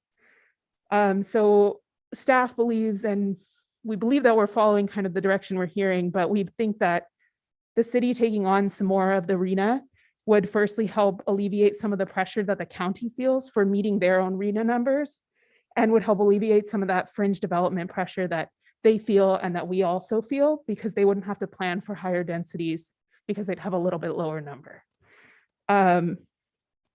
We also talked about having the methodology, including the anticipated growth, which comes from AMBAG projections. So any of the growth that's anticipated in our sphere would, instead of going to the county where it's currently undeveloped county, we would take those numbers because we're talking about requiring annexation if they propose development in the sphere. So we would ultimately, when that developed, in theory, following our new general plan, we would be taking that in. So we should have those numbers. And then the city taking on more RENA would also allow us to kind of further proposing increased density on the vacant and underutilized parcels that we have in the city. So that when development does come through, it'll be the types of development that we're hearing that the city wants and needs. Again, ultimately, the decision isn't in our control. The COG board will first vote on the methodology and then it goes to the state for the ultimate approval. However, we're kind of on the first step of implementing some of those policy directions that we're hearing in the general plan. So even though our general plan isn't updated and isn't adopted yet. This is a really big step because the housing element will be something we'll be coming back to and getting starting on once we get these numbers. And so we want to make sure that the council is on the same page as staff is as far as what we think that we're hearing, and get your thoughts on suggesting to staff that the city of Hollister, we might modify the methodology or modify some of the numbers to give the city of Hollister some more of that planning control over those numbers. I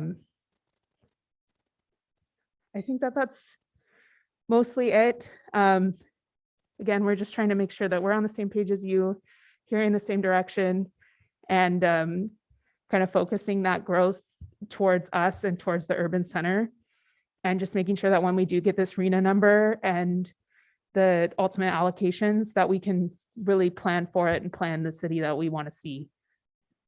So Thank you. That's it. Councilmember Burns, I can see you on the side. Yeah, thank you. The peripheral vision got me again. So this is very complicated to a layperson such as myself. Sure. And it feels like it's part of a much bigger conversation, and I am not so convinced that I probably know just enough to be dangerous, but not enough to be smart. And first of all, I guess I'm curious. As I understand it, Governor Newsom recently signed, I think it was maybe Senate Bill number 9, and it had something to do with taking and making smaller lots or allowing for multiple units on smaller parcels, and Yes. or turning single-family residences into duplexes and sites that could potentially become fourplexes or 2 duplexes. Is very confusing to me. Right. But I don't know if that has any influence on what you've just recently or just now reported on, and if that's a factor that you're taking into consideration, or if that's a separate conversation. So it's separate, but I mean, as with anything in planning, it all kind of relates back to the general plan and to the housing element, right? But so SB 9 is newly implemented. It goes into effect January 1st. It will allow any single family lot to build a duplex, and it will allow any single family lot that's zoned single family to be split into 2 lots. And then you can actually build a duplex on both of those lots. So it's something that we would take into consideration in kind of the detailed nuances as we're going through our housing element, anticipating, say, 1 out of every 50 single family lots might do that or something in the city. And then we would say that those are going to be some of the units that we're planning for and anticipating in the growth. But as far as kind of this conversation, it's a little premature. That's more nuanced details that I think we would take into when we already have our number. Say we get 3,000, we have our number, then we'd say, how are we going to get those 3,000 units? And that's when we'd say maybe 100 of them will come from an SB2 or SB9 type of a lot split, right? And so that's 100 of them, and how do we get the other ones? But for this conversation, trying to get that 3,000 or 2,500 or 1,500 or whatever it ultimately is decided by COG, the methodology, this conversation is about, from a staff level and from what we can, there's only 3 jurisdictions. So I think COG staff and hopefully the COG board really does take into consideration the jurisdiction's thoughts. We're not LA with 50 jurisdictions that have to get fairly allocated, and there's a big discrepancy between really wealthy areas, really poor areas. We're pretty equal demographically throughout our little region. And so this conversation is about, if the city takes on more of those numbers through approved state methodology, which includes infrastructure consideration, you can't just say we want to take it or we don't want to take it, right? There's certain calculations that they all do, and COG has consultants on board doing these numbers for them. But we're saying we provide the infrastructure, we're doing our general plan update, and we're really looking to annex urban development into the city. We want to focus development into the urbanized core, into the annexed areas. None of the unincorporated development is something that from our general plan policies that we're working on in our draft form is what we're trying to get away from. And so if we take on more numbers, that'll give us the opportunity to, well, the county will have less numbers. So they won't have as much pressure to develop those urban areas to meet their numbers. And then because there's benefits to meeting numbers, by the state. If you meet all of your low income, they kind of, you can get out of the SB 35 expedited processing of certain things and things like that. So the state wants people to meet their numbers, and people want to meet their numbers, though most aren't. But if we take on more of the numbers, the county has less, so there's less pressure from them. And also when we get into our planning process, we'll be able to say, we can't have this one be R1 anymore. We need this empty land to be R3 or R4 because we have to meet our numbers in our housing element. So it gives us that opportunity to really look in and dig in to the vacant land and underutilized land in the city and increase those densities.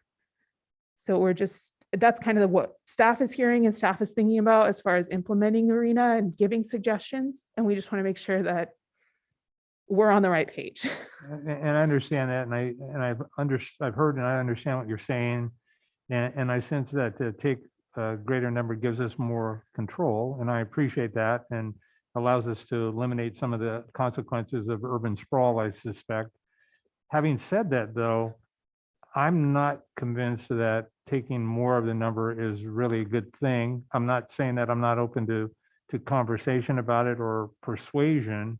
I need to be educated better. Sure. And get more information. And I'd be receptive to that.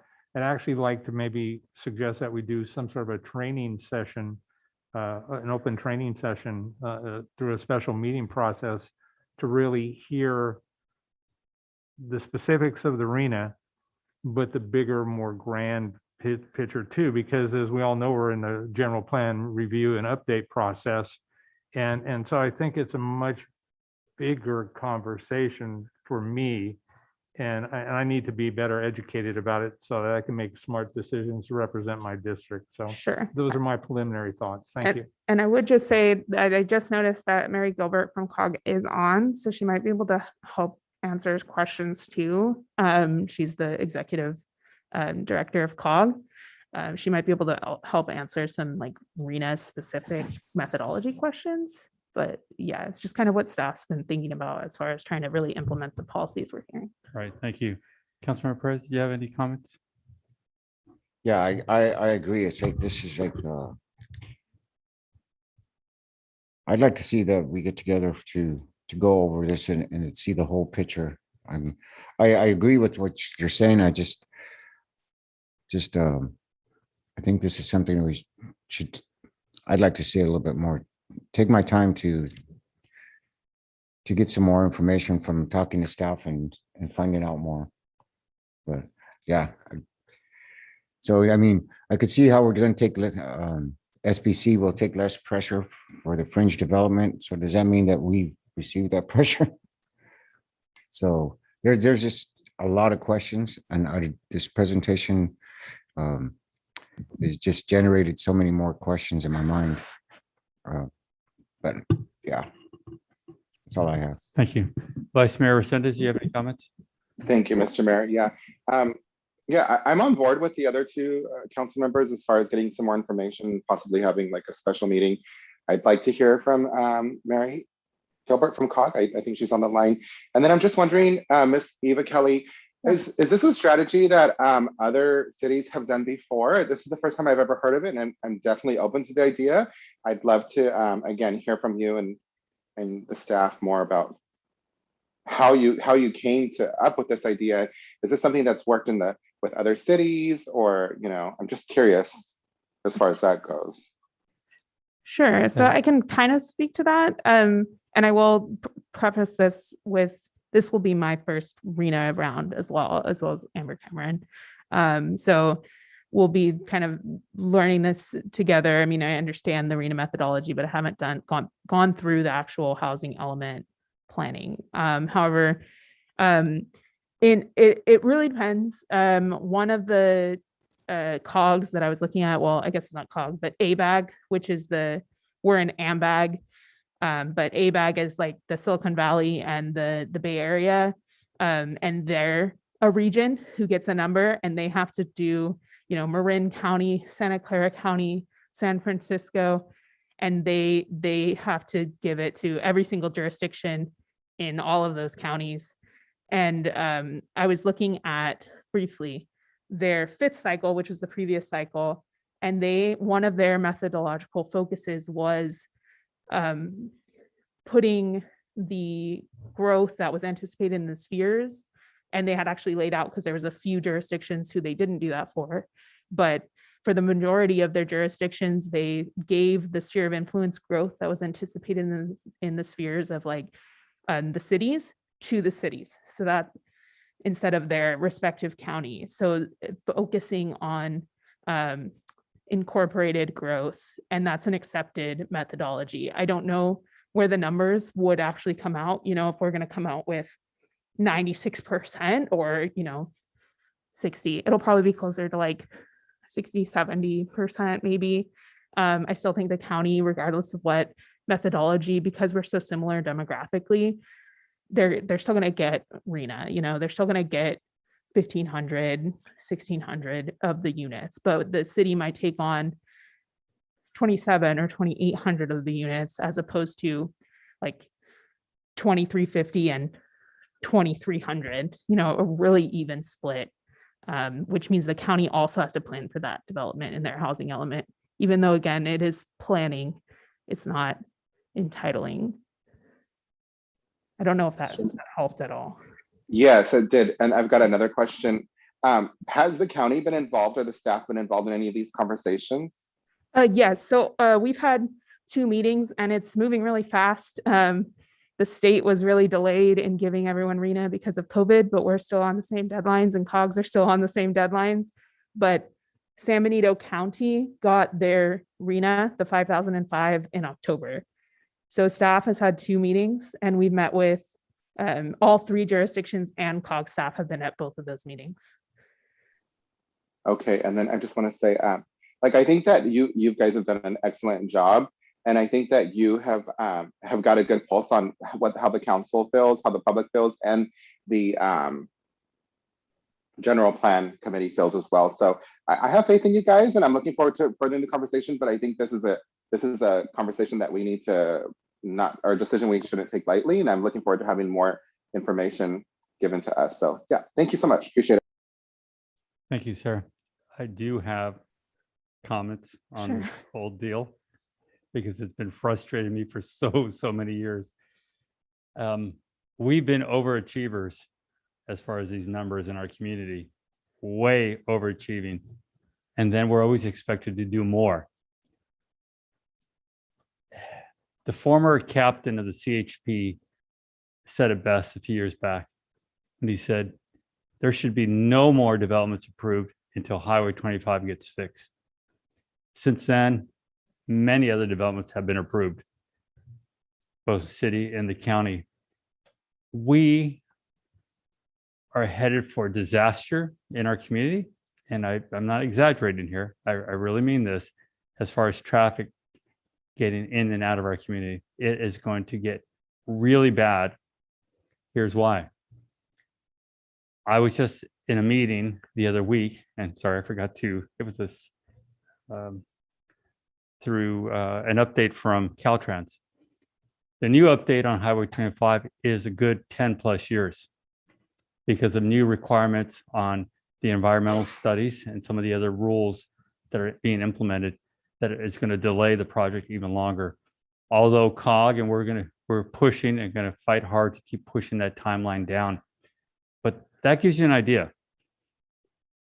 The county has approved several thousand units. We have several, I think a couple of 1,500 or something. We're in trouble. Those units are coming. The reason we got into so much trouble is because developers were coming to our community and insisting on building single family homes in different areas and not ever looking at the fact that our community needed more multifamily housing and affordable housing. And because both county and city kept approving these, we put ourselves into a jam. Now, some people might think that more higher density is even worse, but actually it's not. What happens with higher density is our local community can afford more of those units. Therefore, doesn't create as much, the population increases, but not by the numbers it does with the single family homes. You know, you buy a single family home for $800,000, $900,000, you're probably coming from Silicon Valley where you sold a unit and you have the dollars to do it. We need housing for our own community first.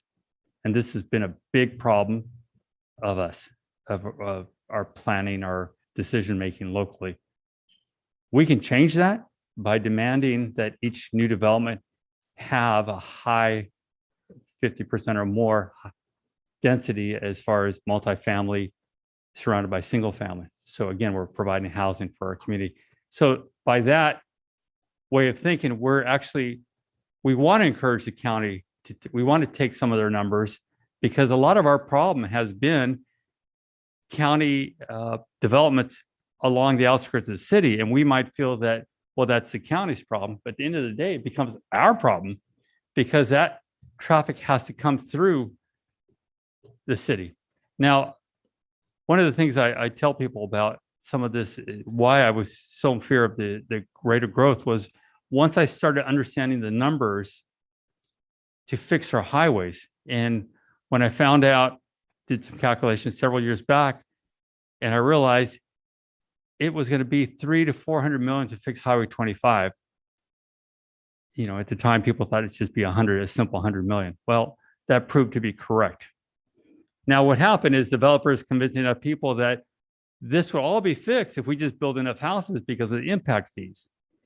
I quickly explained to them, well, that would mean 22,000 new homes would have to be built to cover that cost, which means we'd have to widen the highway again. The worst part of this is as the county was building outside of the city, turns out to do the improvements we need to do for airline from Sunset to Fairview is about $60 million. To do the improvements we need on Union from airline to the 156 is approaching 80 million. We do not even have all the money we need just to fix Highway 25. We are creating some major problems for ourselves. These RENA numbers, you said in your slide, if you have infrastructure issues, there's ways to help here. Those numbers got to come way down. I do believe we need to work to take the county's numbers, implement them into the city, and we need to stop and say to all new developments, either you have multifamily within that, or this thing is not moving forward. The excuses have got to come to an end.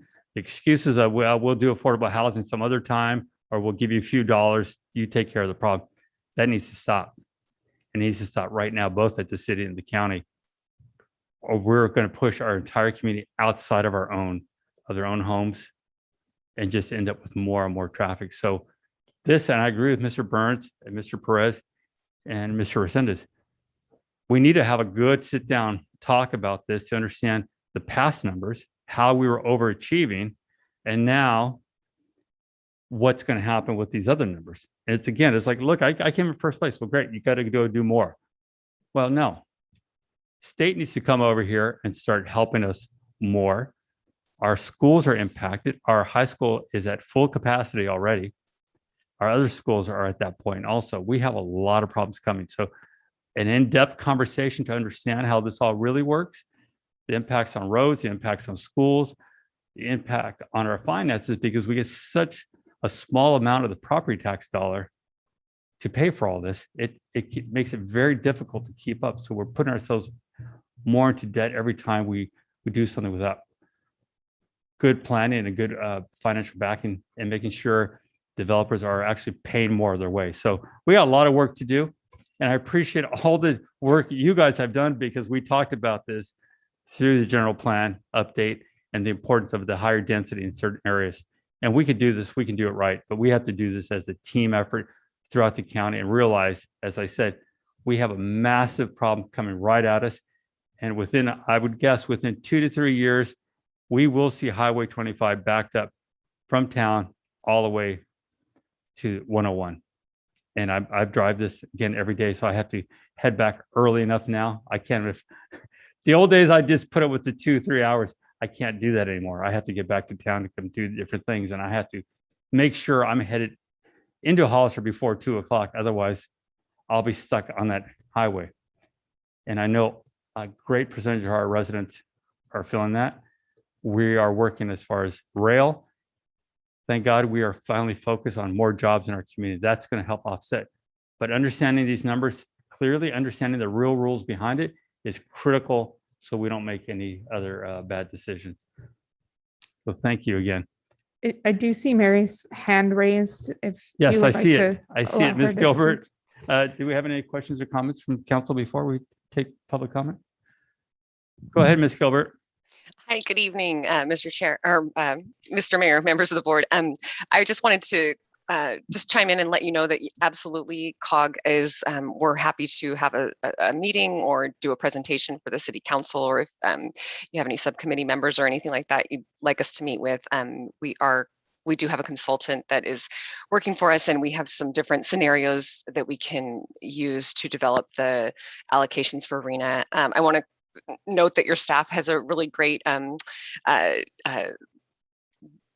handle of it, basically. I mean, I think that you're in good hands, definitely. I think as Mr. Resendez said, and this is my first cycle of RENA as well, as the director of COG. And so we're kind of all learning this together, but I think that we definitely want to make sure that we're meeting the needs of each jurisdiction, the city of Hollister, the county of San Benito, and then the city of San Juan Bautista. So whatever we can do to facilitate that, we'd be happy to. COG received a presentation from the Department of Housing and Community Development, who's really, they're going to be responsible for approving the methodology that we come up with and that the COG board approves. So there is some state level review involved, and but we did receive a presentation from them a couple of months ago, and they are willing to work with us as well as we develop our final methodology. So I think that was all the comments that I had, but also that the COG board won't receive a presentation again until the December meeting. So we do have a meeting this week, but we won't hear RENA again until our December meeting. And that was all. Unless you have any questions for me, I'll try to answer them. Thank you, Ms. Gilbert. Any questions for anyone? Mr. Mayor, Go ahead, sir. I was just wondering if we get more information, is there any way that we can like sort of earmark the RENA numbers for low income or for higher density? It's just something to take into consideration if we can explore that option, because I think that's something that is very much a necessity. Yes, so the 5,005, and I don't know, Mary, if I think the actual regional allocation of very low, low, and moderate has been allocated, but as far as once the methodology is done, it'll include the split of each jurisdiction will get, you know, this exact number of very low you need to plan for, this exact number of low you need to plan for, this exact number of moderate, this exact number of above moderate.